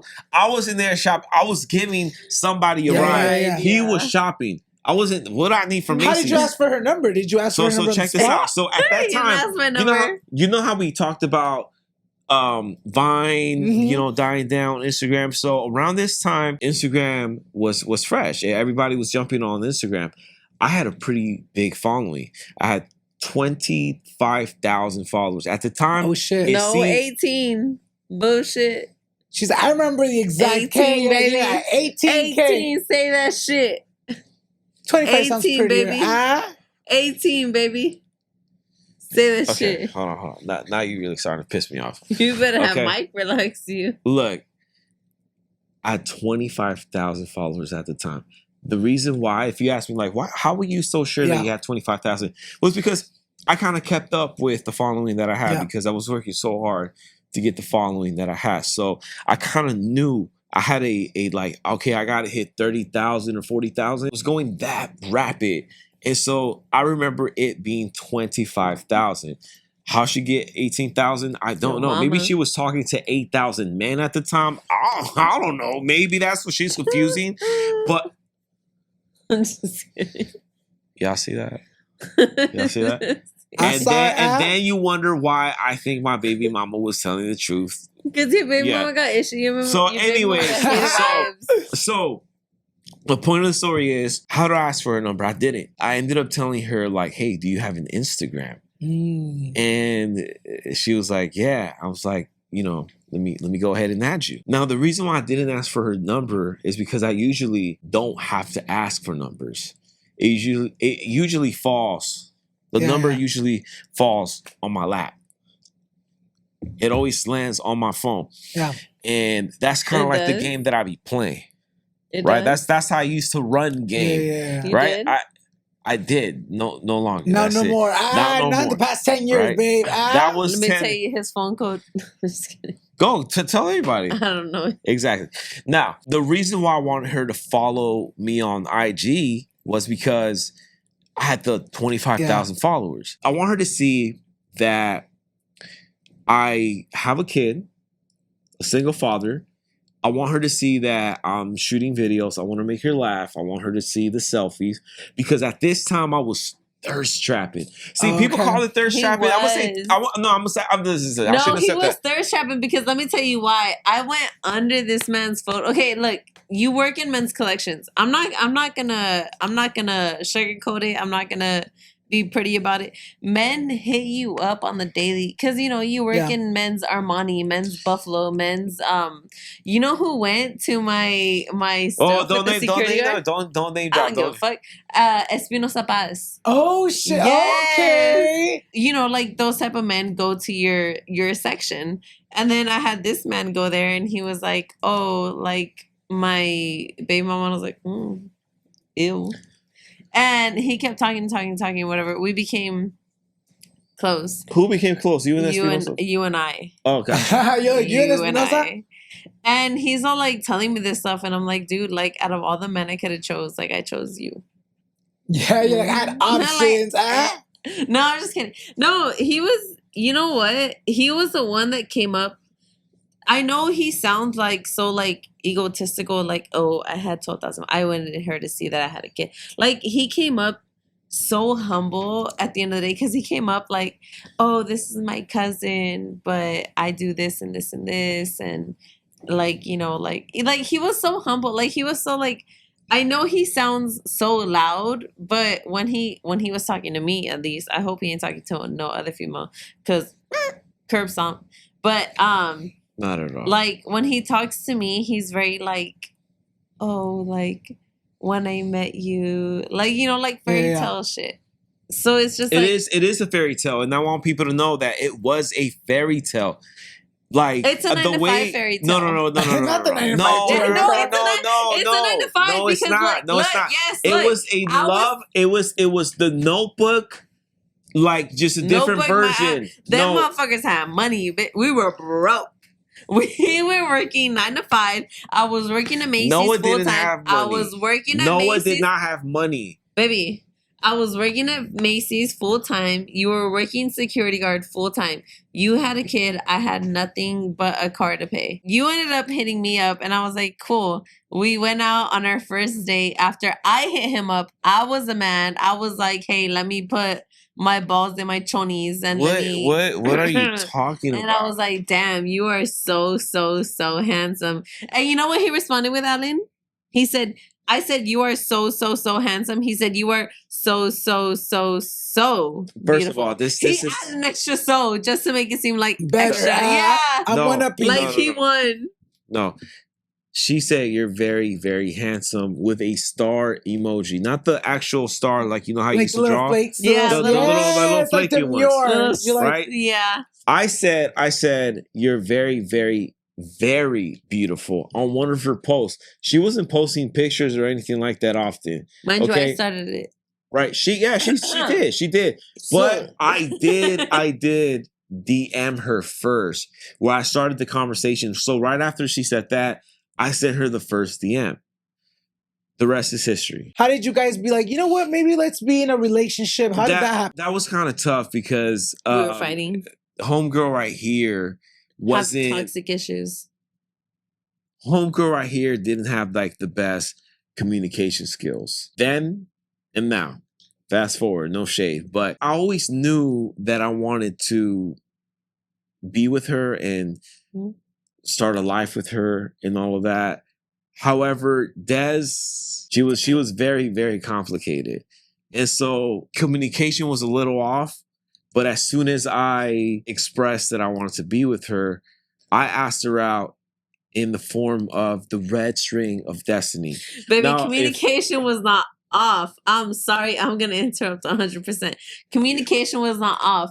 We do not agree. We do not see eye to eye. Till this day, we do not agree. We do not see eye to eye. But at the end of the day, I think we meet directly in the middle of what we need to, and we get done what needs to to get done. I have issues expressing myself. I show myself, but I don't express myself. I can show you that I love you, but I can't tell you that I love you. And we went out. Weird. Not weird. We went out. You know, you have tóxicos as parents. You know, we did not have the best. You never had a real man love you. That's the problem. Anyway, we didn't have the best. I stand on business with that. We didn't have the best idols growing up, obviously. So he was working a security job. I was working a 9 to 5 at Macy's. It was February 13th. This mofo said, hey, we're going to celebrate the 13th because I work the 14th. I said, oh, you do? He said, yeah, I do. And I was like, oh, okay. I was like, where are we going the 13th? He said, Casa Torres. I was like, okay, cool. I was like, we'll go to Casa Vega. Casa Vega. Casa Vega. I don't give up. But we went to wherever we went to. I ate a stupid tostada salad like I would have ate a pollo loco. Yeah. I don't even remember what I ate. I don't remember what you ate. Some fajitas. He ate fajita. I don't give up. But run back. I'm gonna call the restaurant and be like, run right back now. That clip from 20. I am there right now. I am sitting right here. He is sitting right there. He said, what do you want? Do you want a kid's meal? I said, no, I want a tostada salad. He said, okay, I got a tostada salad. And they were like, what do you want? He was like, I'll get a fajitas. Like flirting with this bitch. And he was like, oh, okay, I'll get a fajita salad. I was just talking, trying to place an order. You were talking too sweet. Anyway, he was like, I'll get a fajita. That's how you talk? That's how I talk. What are you talking about? Flirting? So I'm flirting with Alan right now? Yeah. Anyway, he was like, I'll get fajitas. And I was like, okay, cool. So he gets the fajitas. The next day, I told my friend at the time, I was like, hey, like, I don't give a fuck what we get. We'll get some stupid crayons, color, whatever. So we get it. Mind you, this was after his baby mama told him I was a whore. So you were thinking he was like scheduling out a day before, so because he had other plans, or in my head, first of all, she didn't say you were a whore. That's what she said. She said you were a hoe. No W. We gonna talk to her about it. Anyway, what in my head was like, baby mama called me this and that. She said this and that. She said I was sleeping with this and this person, and this guy probably thinks like I'm out here sleeping with this and this person for Valentine's Day. So he chose me. So he chose me the day before. And I was like, no, I don't care. Like, I know where he works. And then I knew where his mama lived because I have the toxic personality. I knew where his cousin lived because I have that toxic personality. I knew where everyone he said he was going to be with. This is all new to me. This is all new to me. I didn't even know she knew this. Me and my friend at the time were like, hey, let's pull up. We pulled up at his best friend's house. He wasn't there. We didn't see his little Toyota there. We pulled up at his mom's house. He didn't know I knew his mom lived there. He did not know.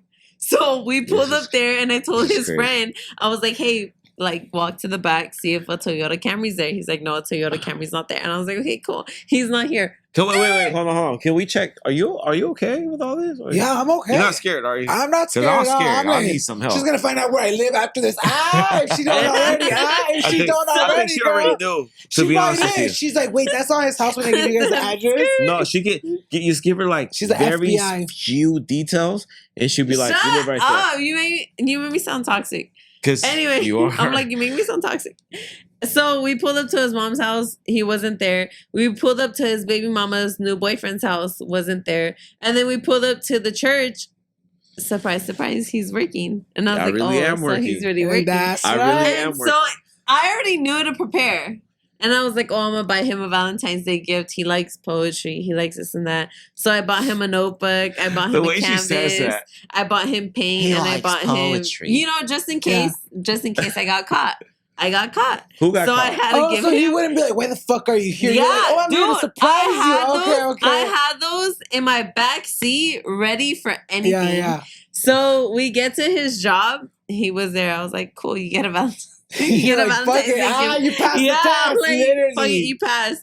And then my friend was there at the time, and he was like, he's like, you're really here. Like, obviously, we didn't expect for him to be there. Like, hair tied up. You would think you were gonna catch him up on something. Yeah. I don't know how ghetto but Vaseline in the hair, pulled back, hair tied up. Like, you can't grab that shit. Ghetto. Like, earrings off, everything. Like, Vaseline was ready to go.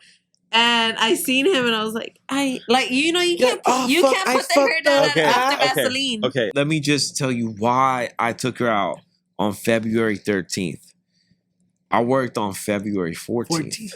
And I couldn't get it off. I tried, but being a security guard, it's just it's tough, getting these like who are they gonna call up? Yeah, it's last minute, and I was hanging by a thread because I really wasn't taking that job serious. Even though I was there for quite some time, and I've been doing the best that I could to protect Jesus Christ. Obviously, it's his church, it's his house. I couldn't get it off. I was very surprised to see her. It didn't even cross my mind to think, she was trying to see if I was actually here. I really thought she pulled up because she trusted me.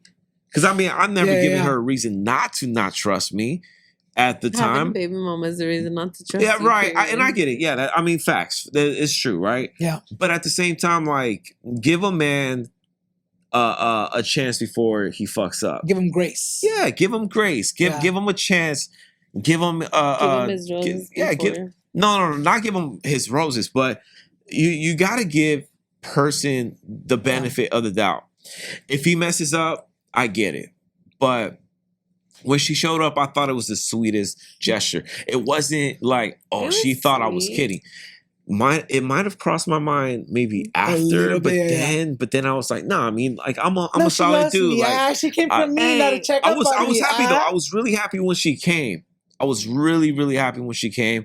We got to spend some time. I gave her a little tour of what I was doing. It wasn't impressive, but I was like, this is where I go ahead and I look, this is the building that I patrol, and then I go walk the street, and this is the other building. En el 2026 te embarazas, and your life changed. Nos cuentas un poquito that you never saw yourself being a mom or having kids.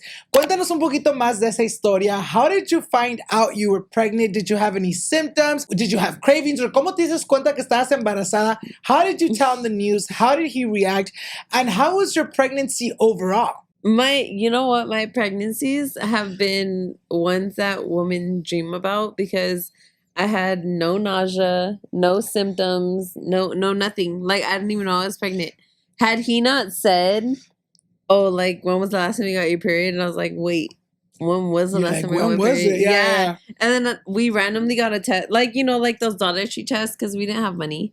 We got those Dollar Tree tests, and then I was like, okay, it came out positive. I was like, no, let's get those Target tests. We got an $18 Target test. It came out positive, and I was like, so at that time, I have a 2-year-old. The way I was told for my first baby mama, it wasn't ideal.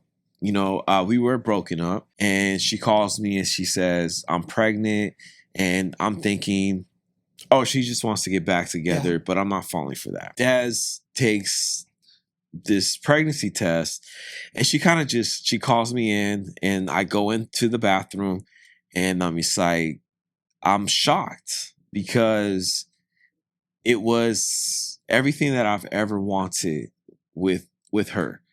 From the minute that I met her. Like the minute, and this is something I didn't say because you know, Des popped off, you know, about whatever she felt. But the minute that I saw her, this is very important for me to say, the minute that I saw Des, especially that second time, because it's rare to see an attractive person that you're never gonna see. The second time that I seen her, I saw her, something hit me, and I knew that she was gonna be the next person that I was gonna spend she was gonna be the person that I was gonna spend my life with. I looked at her and I'm like, that's the woman that I'm gonna have children with.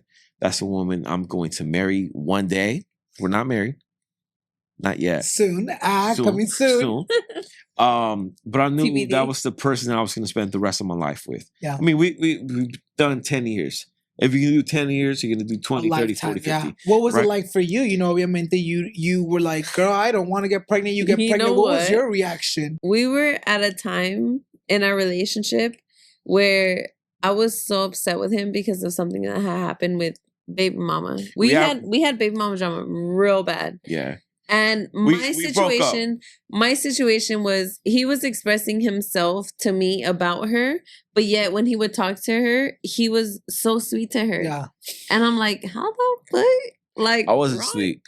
You're being cordial. Yes, no, you're right. Cordial Ellen. the wrong bitch because right. I was like, hello. It's not the wrong cordial. Listen. You gotta choose your battles. Yeah. This was the he chose the wrong battle.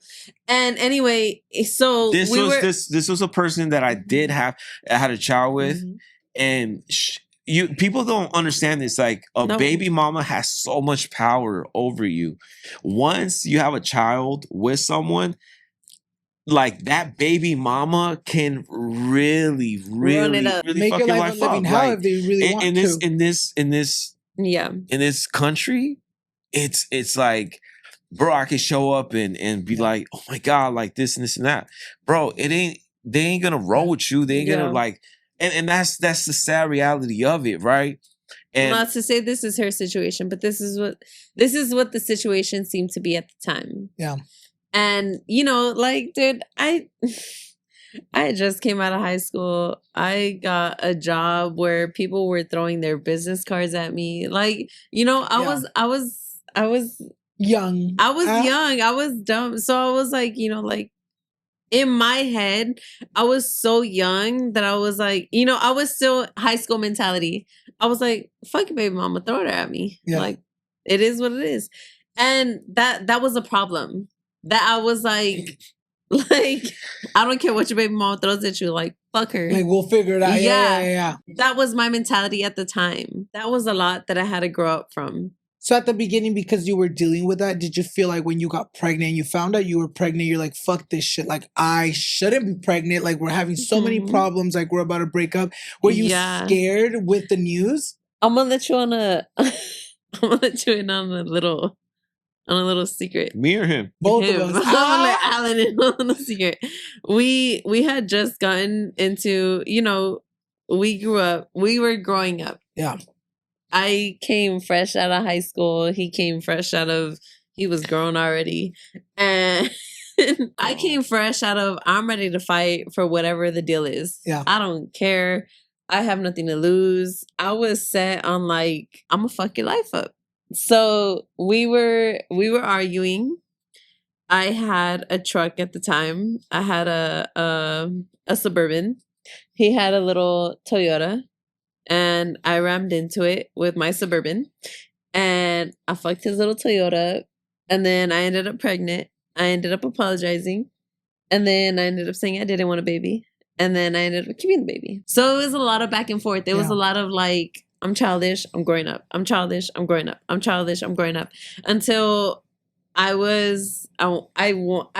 to say, I know it sounds so like bad to say, until I was about to give birth, I was like, I'm about to be a mom. I need to grow the fuck up. Like it's not a choice. Yeah, like it's not a choice at this point. It's not an option. Like, bitch, get your shit together. Yeah. So I did. You guys become parents, you give birth. What do you guys think was the hardest part for you guys to both adapt to your new life as parents? Do you feel like it was hard to adjust, the sleepless nights, what was that like? Like, how do you feel like you guys adjusted to becoming parents together? Well, we already had sleepless nights.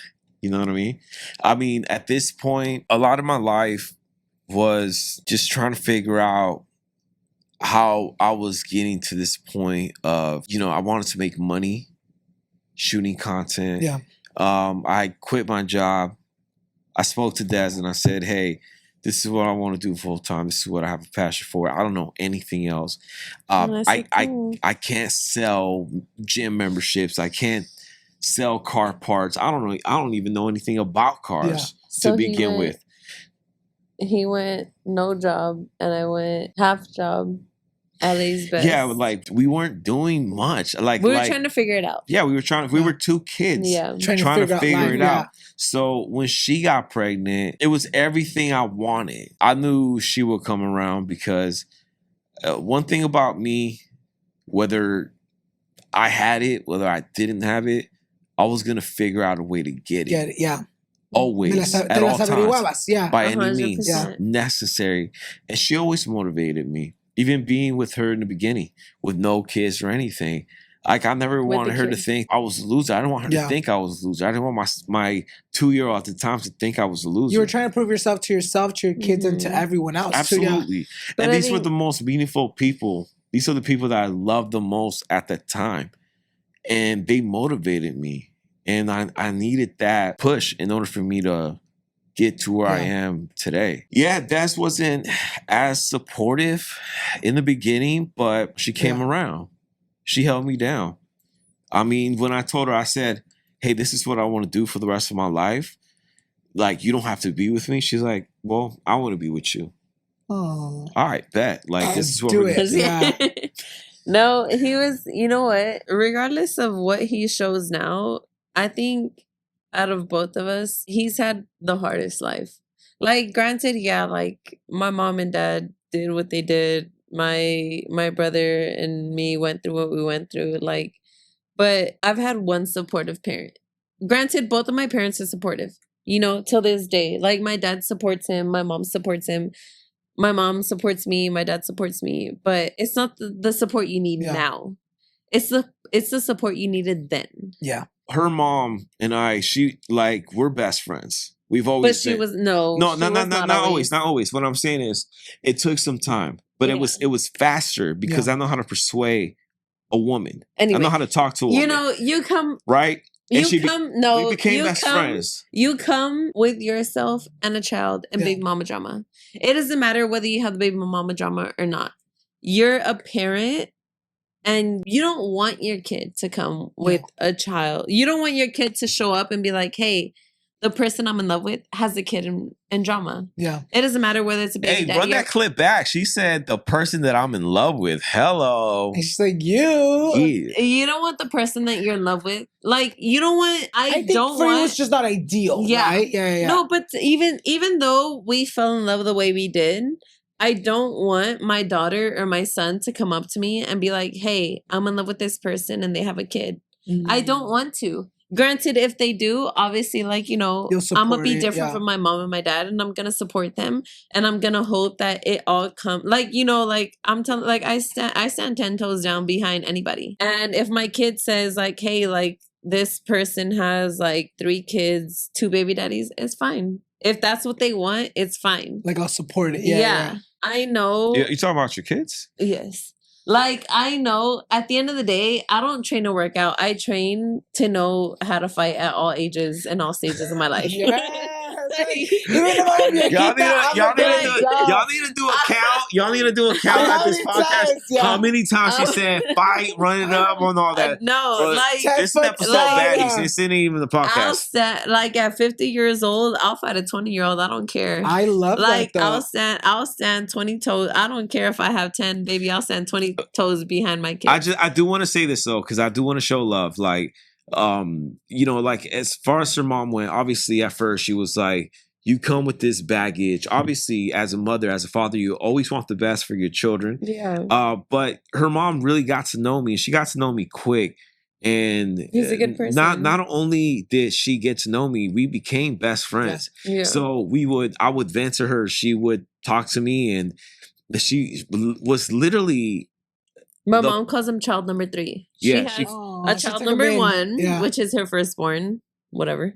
Child number 2, which is me, her second born, and then child number 3. Her father was a whole different story. Yeah, he was a little more difficult. You know, es bien machismo, es bien mexicano, es bien like... He saw and he felt the love that she had for another man. Yeah. Like, you know what I mean? Like, that's what it was. Kind of jealous a little bit? Yeah, of course. Like, oh, you're taking my baby girl? Of course. And it wasn't, and I was never trying to steal his baby away. You know, I was just trying to give her, well, 2 things. Good dick and, you know, and a good life. You know what I mean? She got both. You know what I mean? She's, obviously 10 years, she's still here. Right? And I had to put it that way, but I always stood firm and solid. I didn't flip. Never. And I knew that her pops didn't like me. And I mean, I didn't like him either because he didn't like me, right? He didn't give me a chance. Yeah. So as a man, you feel that type of way, but... And I think throughout, like, all family drama, too, it doesn't matter what side of the family it was or, like, what it was, I was always 10 toes behind him. So like, I'm when I tell you, when I tell you, like if y'all are fighting him, y'all fighting me too. I'm not ride or die. Like I'm dying behind mine. And you know what's crazy? I did it. What, 3 times? And we've been through that. Yeah. Together. Through my mom's side and my dad's side. You want to know what's even crazier? Even up to recently, we've had that situation happen. Yeah, I died for mine. Where it was like 2. It was like it was like a WWE match, like 2 against, like a handicap match. Yeah, it was a handicap match. And you know what? It's again. It's not even against, because at the end of the day, like, you know, I still have love for mine. For my family, at the end of the day, but this is your new family. This is like my little family. Like this is something like you don't corrupt, you don't intervene. Like there's this thing that my cousin sent me, one of my not my closest cousins, but one of my cousins sent me, and it says si tu familia no acepta tu esposo, tú no comes donde no aceptan tu esposo. Damn, so like if your family doesn't accept your husband wherever your family's eating, you don't sit. Yeah. You walk away. And it's true. Like I've had uncles that don't want to sit where he sits, and that's fine. Like, you know what? I've had a relationship with you. I've had a relationship with you up until now. I think it comes You don't help me. You don't help me. You don't help me bring my kids up in life. You don't help me like you don't help me at all. I think you're there because you're family. Yeah. But just because you're family doesn't mean I have to accept you. Right. Exactly. And I think that because your blood doesn't mean that it runs through my blood. Right. Like and at the end of the day. And just because you're family doesn't mean I'm gonna take care of you forever. Mm-hmm. Yeah. Her family will never help her the way I can help her. Yeah. And I feel we're like partners for life. Like there's things like she can call me for anything. And guess what? I'm gonna make that shit happen. Yeah. She can call her family. They'll be like, "Well, I'm a little tied up now." This is one of those situations where, like, I kind of like, regardless of how my mom and my dad were, I learned from my mom and my dad, because my mom and my dad are still like that. Like, you can't talk shit about my mom and my dad in the same room because my mom and my dad will defend each other. What was it like afterwards? Did you get any postpartum depression through any of your pregnancies? If so, cuéntanos un poquito más de eso y cómo te afectó a ti el postpartum depression. Yeah, I think I know which one. It was Aria. I think I got postpartum through both of them. Both? But Aria hit you a little bit harder. Like, it was so new, and it was such a struggle even for me, because like I was doing whatever I could. I mean, I never left her sight. No. And I was doing whatever I can to make her life feel easier and better. You know what I mean? We didn't have our own home.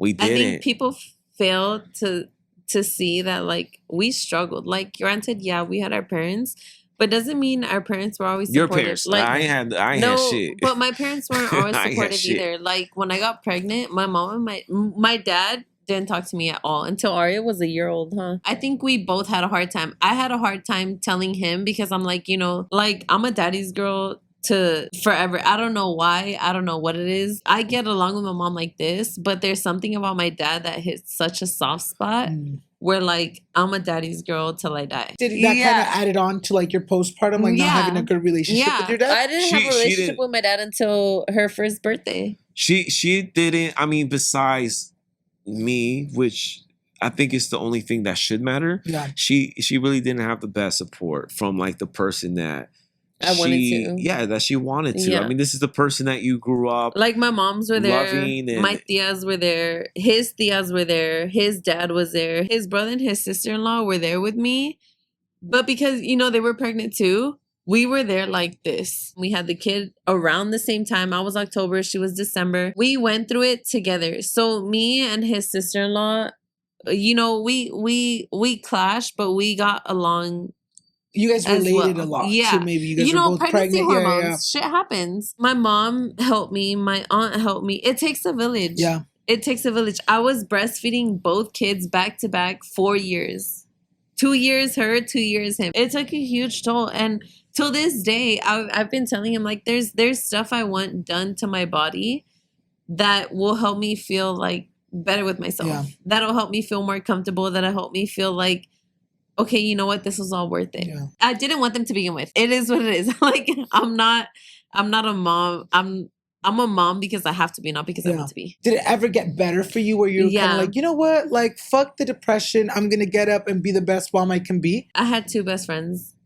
I had a roommate, Amy, and I had my best friend, Rosie, who helped me throughout the whole process. I was breastfeeding blood, and we were with the roommate, and they were arguing, and I didn't give a fuck. I walked in on her. She was a nurse for pediatrics, and I'm like, hey, like, I'm breastfeeding blood. I don't know what to do. Do I keep feeding? Do I keep this? And she was like, I don't know. Like, let me figure it out. She made some calls. She was like, yeah, they said keep breastfeeding. I called my best friend who at that time was living in Manteca. And she was like, are you okay? Like, she was my mental health. And then my roommate was my physical health. And it helped. And he was just there to be like, hey, by your it's side. going to be okay. Yeah. Like, do you need to help shower? Do you need the baby to be watched? Do you need the baby to be showered? Do you need, like, the baby I'm to be here changed? to help. Yeah. And even though, like, you know, as moms, like, you go through, like, that stage where, like, I got it. Like, don't worry about it. He was still like, hey, like, I'll shower the baby. Don't worry about it. I'll watch the baby while you go to sleep. Like, so Arya, we've had some issues with her a lot, actually. She's had a few surgeries done to her where we didn't have a choice. She kind of had to have them done. And I'm very antisocial when I go through like a really stressful moment. I couldn't be that person at that time. And like, you know, I know it, like, till this day, like, I know it. I still can't, like, be like, if we talk about the situation, you'll cry. Yeah. Like, I still can't be like, hey, let me hug it out with you, because I'm not mentally okay with it being okay. So I would talk to them. And I called one of my best friends and I was like, hey, you live across the street. Can you come pick him up? And she picked up my son. She took care of him until my dad was able to take care of him. And then when my dad took care of him, and we were okay. Well, we weren't okay, but we were like, better. We were like, we don't have to worry about him. We can just worry about her. Arya. Yeah. And then she had another situation, and my mom and my dad came out. He was like, hey, like, as long as your parents are here, we're okay. We don't have to worry. And we just had to worry about her. I really do think, though, during those postpartum periods, I think it is very important to have that support system, you know, because I do, whenever we talk about, you know, postpartum depression, I do think it's like one of those things that happens and isn't really talked about enough, you know, and I'm glad you were able to have, you know, that support system that even though you were struggling and going through hell and back, you were able to be like, you know what, I'm going to be okay. Everything will be fine. Y pues sí, tenemos que hacer lo que tenemos que hacer para seguir adelante. Postpartum can last up to 2 years. Yeah, I've heard. Yeah. And then you had them back to back almost. Yeah. So you were like almost 4 years postpartum. And I can't personally tell you if I've had postpartum because, you know, you go through it, you get through it, and that's it. And you don't feel it at the moment. You don't feel it. Like you didn't know that that's what you were going through. Yeah. And till this day, I can't tell you if I went through postpartum. I can't tell you how I felt throughout those times, but I can't tell you if it was postpartum. To end that conversation, what piece of advice would you give any women going through any type of postpartum depression, you know, the way they see themselves? What piece of advice can you give to any women thinking that it won't get better? I can't give you advice about yourself because till this day, like, I'm not going to say I'm happy with myself and like everything that I've gone through postpartum, like the whole body change. However, if you have a partner that's there and willing to like give you even 5 minutes of relief, or like a stepmother or like a mother-in-law, anybody who's willing to give you 5 minutes, at least 5 minutes of relief, take it. Take it, yeah. Because regardless of whether you think like those 5 minutes aren't going to do anything to you, those 5 minutes will change your whole perspective on a whole day. Yeah. He washed Arya for maybe an hour. He wasn't even showering her. He showered her, he bathed her, he changed her.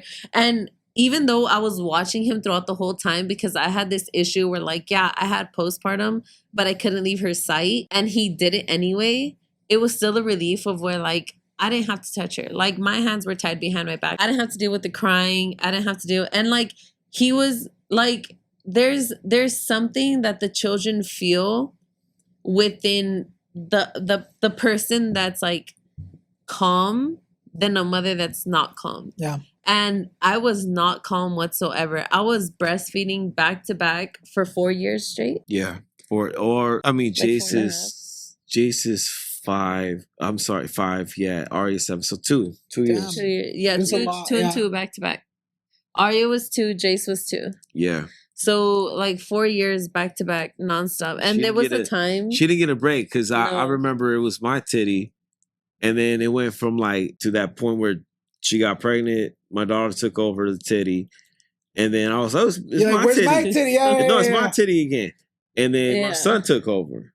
It was, but now it was now they're yours. Now it's my titty. They're your titty now. It was my titty. Back not one but 2.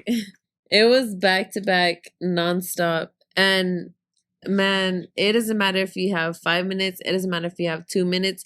Any minutes of relief, even if it's a fucking bathroom break. Yeah. Take it. And give yourself that break, ladies. Because I really do. I feel like every lady, every mom watching at home, mom you need takes to. it so hard on themselves. As a father, as a man, I do want to encourage all the fellas to step up. To step up and to be like, hey, look, fellas, look, I'm looking at y'all right now. Yeah. Like, you please, like, it might seem easy for us because all we really doing is, but I mean, what we're doing already is what a lot of what men think they're already doing, and that's they think it's enough, right? Yeah. You're providing, you're supplying, you're making money, you're going out, you're tired, right? But during these times, it's very, very crucial times where you have to step up for your wife or for your girlfriend and give them that extra support. Yeah. And that's what sacrifice is all about. I just want to say to all the fellas, like, it's not just about the baby. No, it's about your woman who you decided to start a life with. You took that time to message her and to get to, take her out on that first day, to, wanting to get some, to getting her pregnant, to being there for the gender reveals and the baby showers, being there for the birth. It's way more than just that. Yeah. And I know it might be a lot because a lot of men deal with mental health just as well as women do. Yeah. But I think I would want to encourage men to just go that extra mile. Yeah. And it might seem like too much for most men, but just be there, man, because it can really change your life when you keep your woman happy, your family happy. You create a bigger home where it's based on peace and love, security. It becomes a sanctuary full of like comfortability.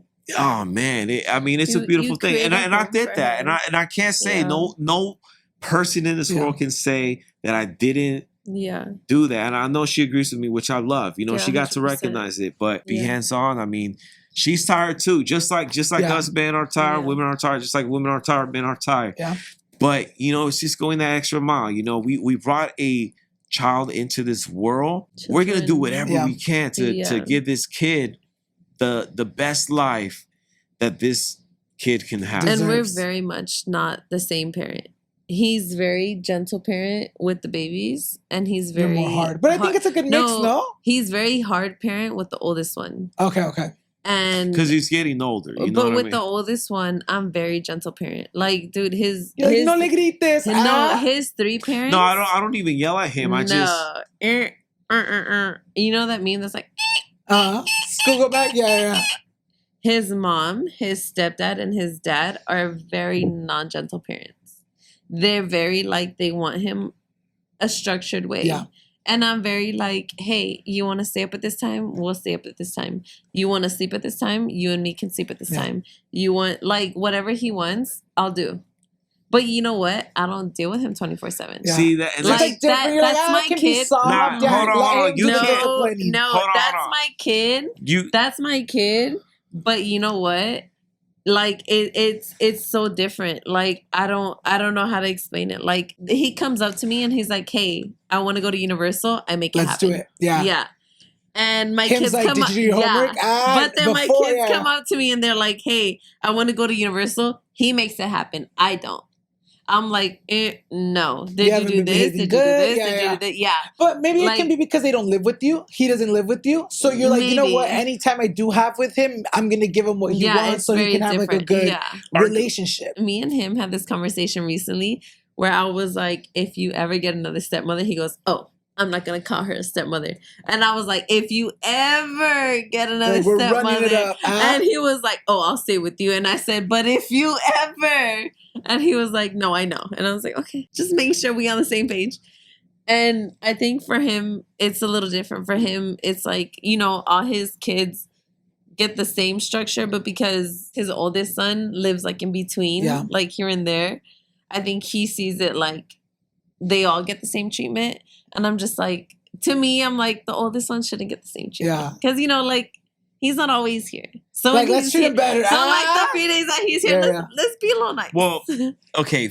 So for granted, as a father of a 12-year-old going on 13, this is the time where we're very curious. We're very a lot is changing, you know. So I don't think she yet realizes those kind of things because we do have 2 children, very small children.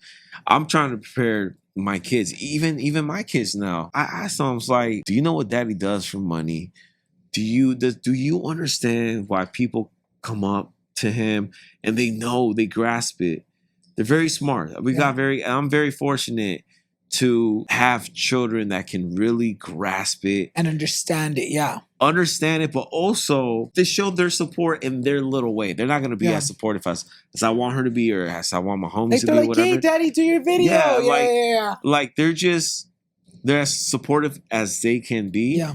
And you know, all you got to do is just the best you can to give them the life that they deserve, but also grow up with values and morals and, you know, that hustle and ambition that you want them to have. Because I do whatever I can to give my kids the best life that they deserve, but I also want them to understand what it takes. Not everything's easy. Not everything is easy. You know what I mean? So if I made it to that, if I made it that easy for them, I don't want them to think that it's like, oh, well, daddy's got it. Daddy. I mean, I know people that still think that way, where you know what I mean, like he does get daddy got it. But he's sweet about it. He's like, oh, my friends think that your videos are cringe, and it's just like, and you're like, well, that's what pays the bills.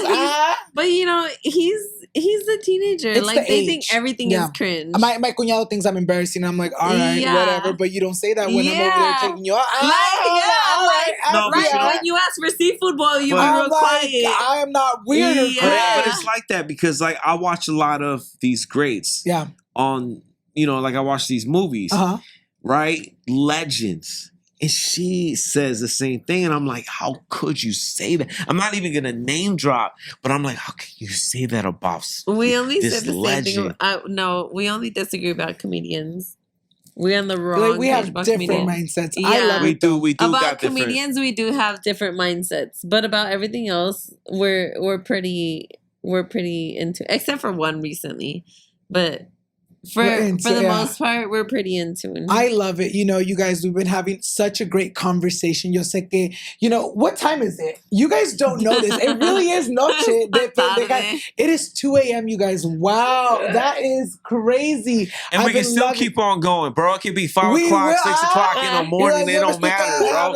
You know what it is? You know what it is? We don't do podcasts. And this is our first podcast together. And there's so much to say. There's so much that I want to let out. I don't even feel like I let it out. I really don't. I feel like you guys did a good amount. Maybe I should get a therapist. Y si quieren saber un poquito más, amigas, obviamente vayan y síganlo so you guys can keep up with them. Ya para terminar la entrevista del día de hoy, where do you guys see yourselves in the next 5 years, whether that's relationship-wise, whether that's, you know, as career-wise? ¿En dónde se miran ustedes in the next couple years? Together. That was fast. That's it. That was it. That's all. That's all that matters. You really together. do see us together? Like for the next 5 years? Do you not? No, I it just feels beautiful. Do you not? No, Do you not? Why I gotta cover it? No, I do. I see us together for the rest of my life. I was gonna get Joe real quick. Yes. No, I'm saying like I didn't see it coming. You know, you've been working out. I thought he was gonna say I didn't see she's been working out every day, and I thought she was trying to build a strength to leave me, and I was just like, I'm at 30. I need to be able to fight bitches. My knees need to bend the way they need to bend. You're like, I thought she was building the strength. We need to run to leave this relationship. You know, I mean, I'm proud of her. She's come a long way. I love that she's on this whole fitness journey. Yeah. She's working out. You know, like she worked out way earlier today while I was getting some work done. It was disgusting. I felt like throwing up. You know what I mean? But it was the worst thing. And she's doing her thing, and I'm doing my thing. Where do I see myself in 5 years? More movies. There's a lot. Honestly, I want to write. I want to write a poetry book. I want to write a children's book. I want to write another book based on relationships, on how to have a successful relationship. You know, on that Steve Harvey type shit. Yeah. I want to do anime voiceover. I want to do more movies. Health. I want to be more of an advocate for mental health. Mm-hmm. I want to come out on more shows. I want to do a sex tape with... You're tripping. You're like coming soon. No, I'm saying, but there's so much more. With you. OnlyFans coming soon. You thought I was going to say Ariana Grande? No, I think, you know what, like I said from the beginning, like this is a him thing, and I support it 100%. You know, I want to get a clothing line. I want to get... like my own line of cologne. I mean, there's just so much that I really am trying to do. Stand-up comedy is another one, which is really big. Get on Netflix, get on Hulu. It's just a lot. It's a lot. It's a big list of things that I want to do that I definitely want to accomplish, you know, before, you know, it's time for me to go. Ito, what are goals that you have for yourself in the next 5 years? Just being the best mom I can be and supportive girlfriend until I become a wife. You're like, pronto, amigas, pronto. Tira de las señales. I love it, though. And I feel like you guys will literally accomplish every single one of your guys' goals and more. I've had so much fun aquí platicando con ustedes. Yo sé que ahí en casita también les ha gustado muchísimo este episodio. Si no los han seguido, amigas, make sure you guys go ahead and follow them. I'll go ahead and leave their links down below as well as on the screen right here, right now. Y también no se les olvide seguirme a mí so you guys won't miss any future episodes. And with that being said, thank you guys so much once again. Thank you. I appreciate it. Hey, we don't do this off. We don't do podcasts often. And you guys are good though. You know what I mean? But we had to do it for y'all. We had to do it for you because you're incredible. We love you. You're so talented. So thank you for having us. Thank you guys for being here. I do want to end this. I do want to end this podcast with a kiss though. And just so people know what's up. Un besito al aire. Hombre, que se ve. Damn, fool, you so slow. Damn, bro. But he's like, 10 novelas passed by and whatnot. 3 fines already passed. Are you gonna do it? Yeah, but stop complaining. Shut up. Close your eyes. Yeah. Just so people know. Just so people know that.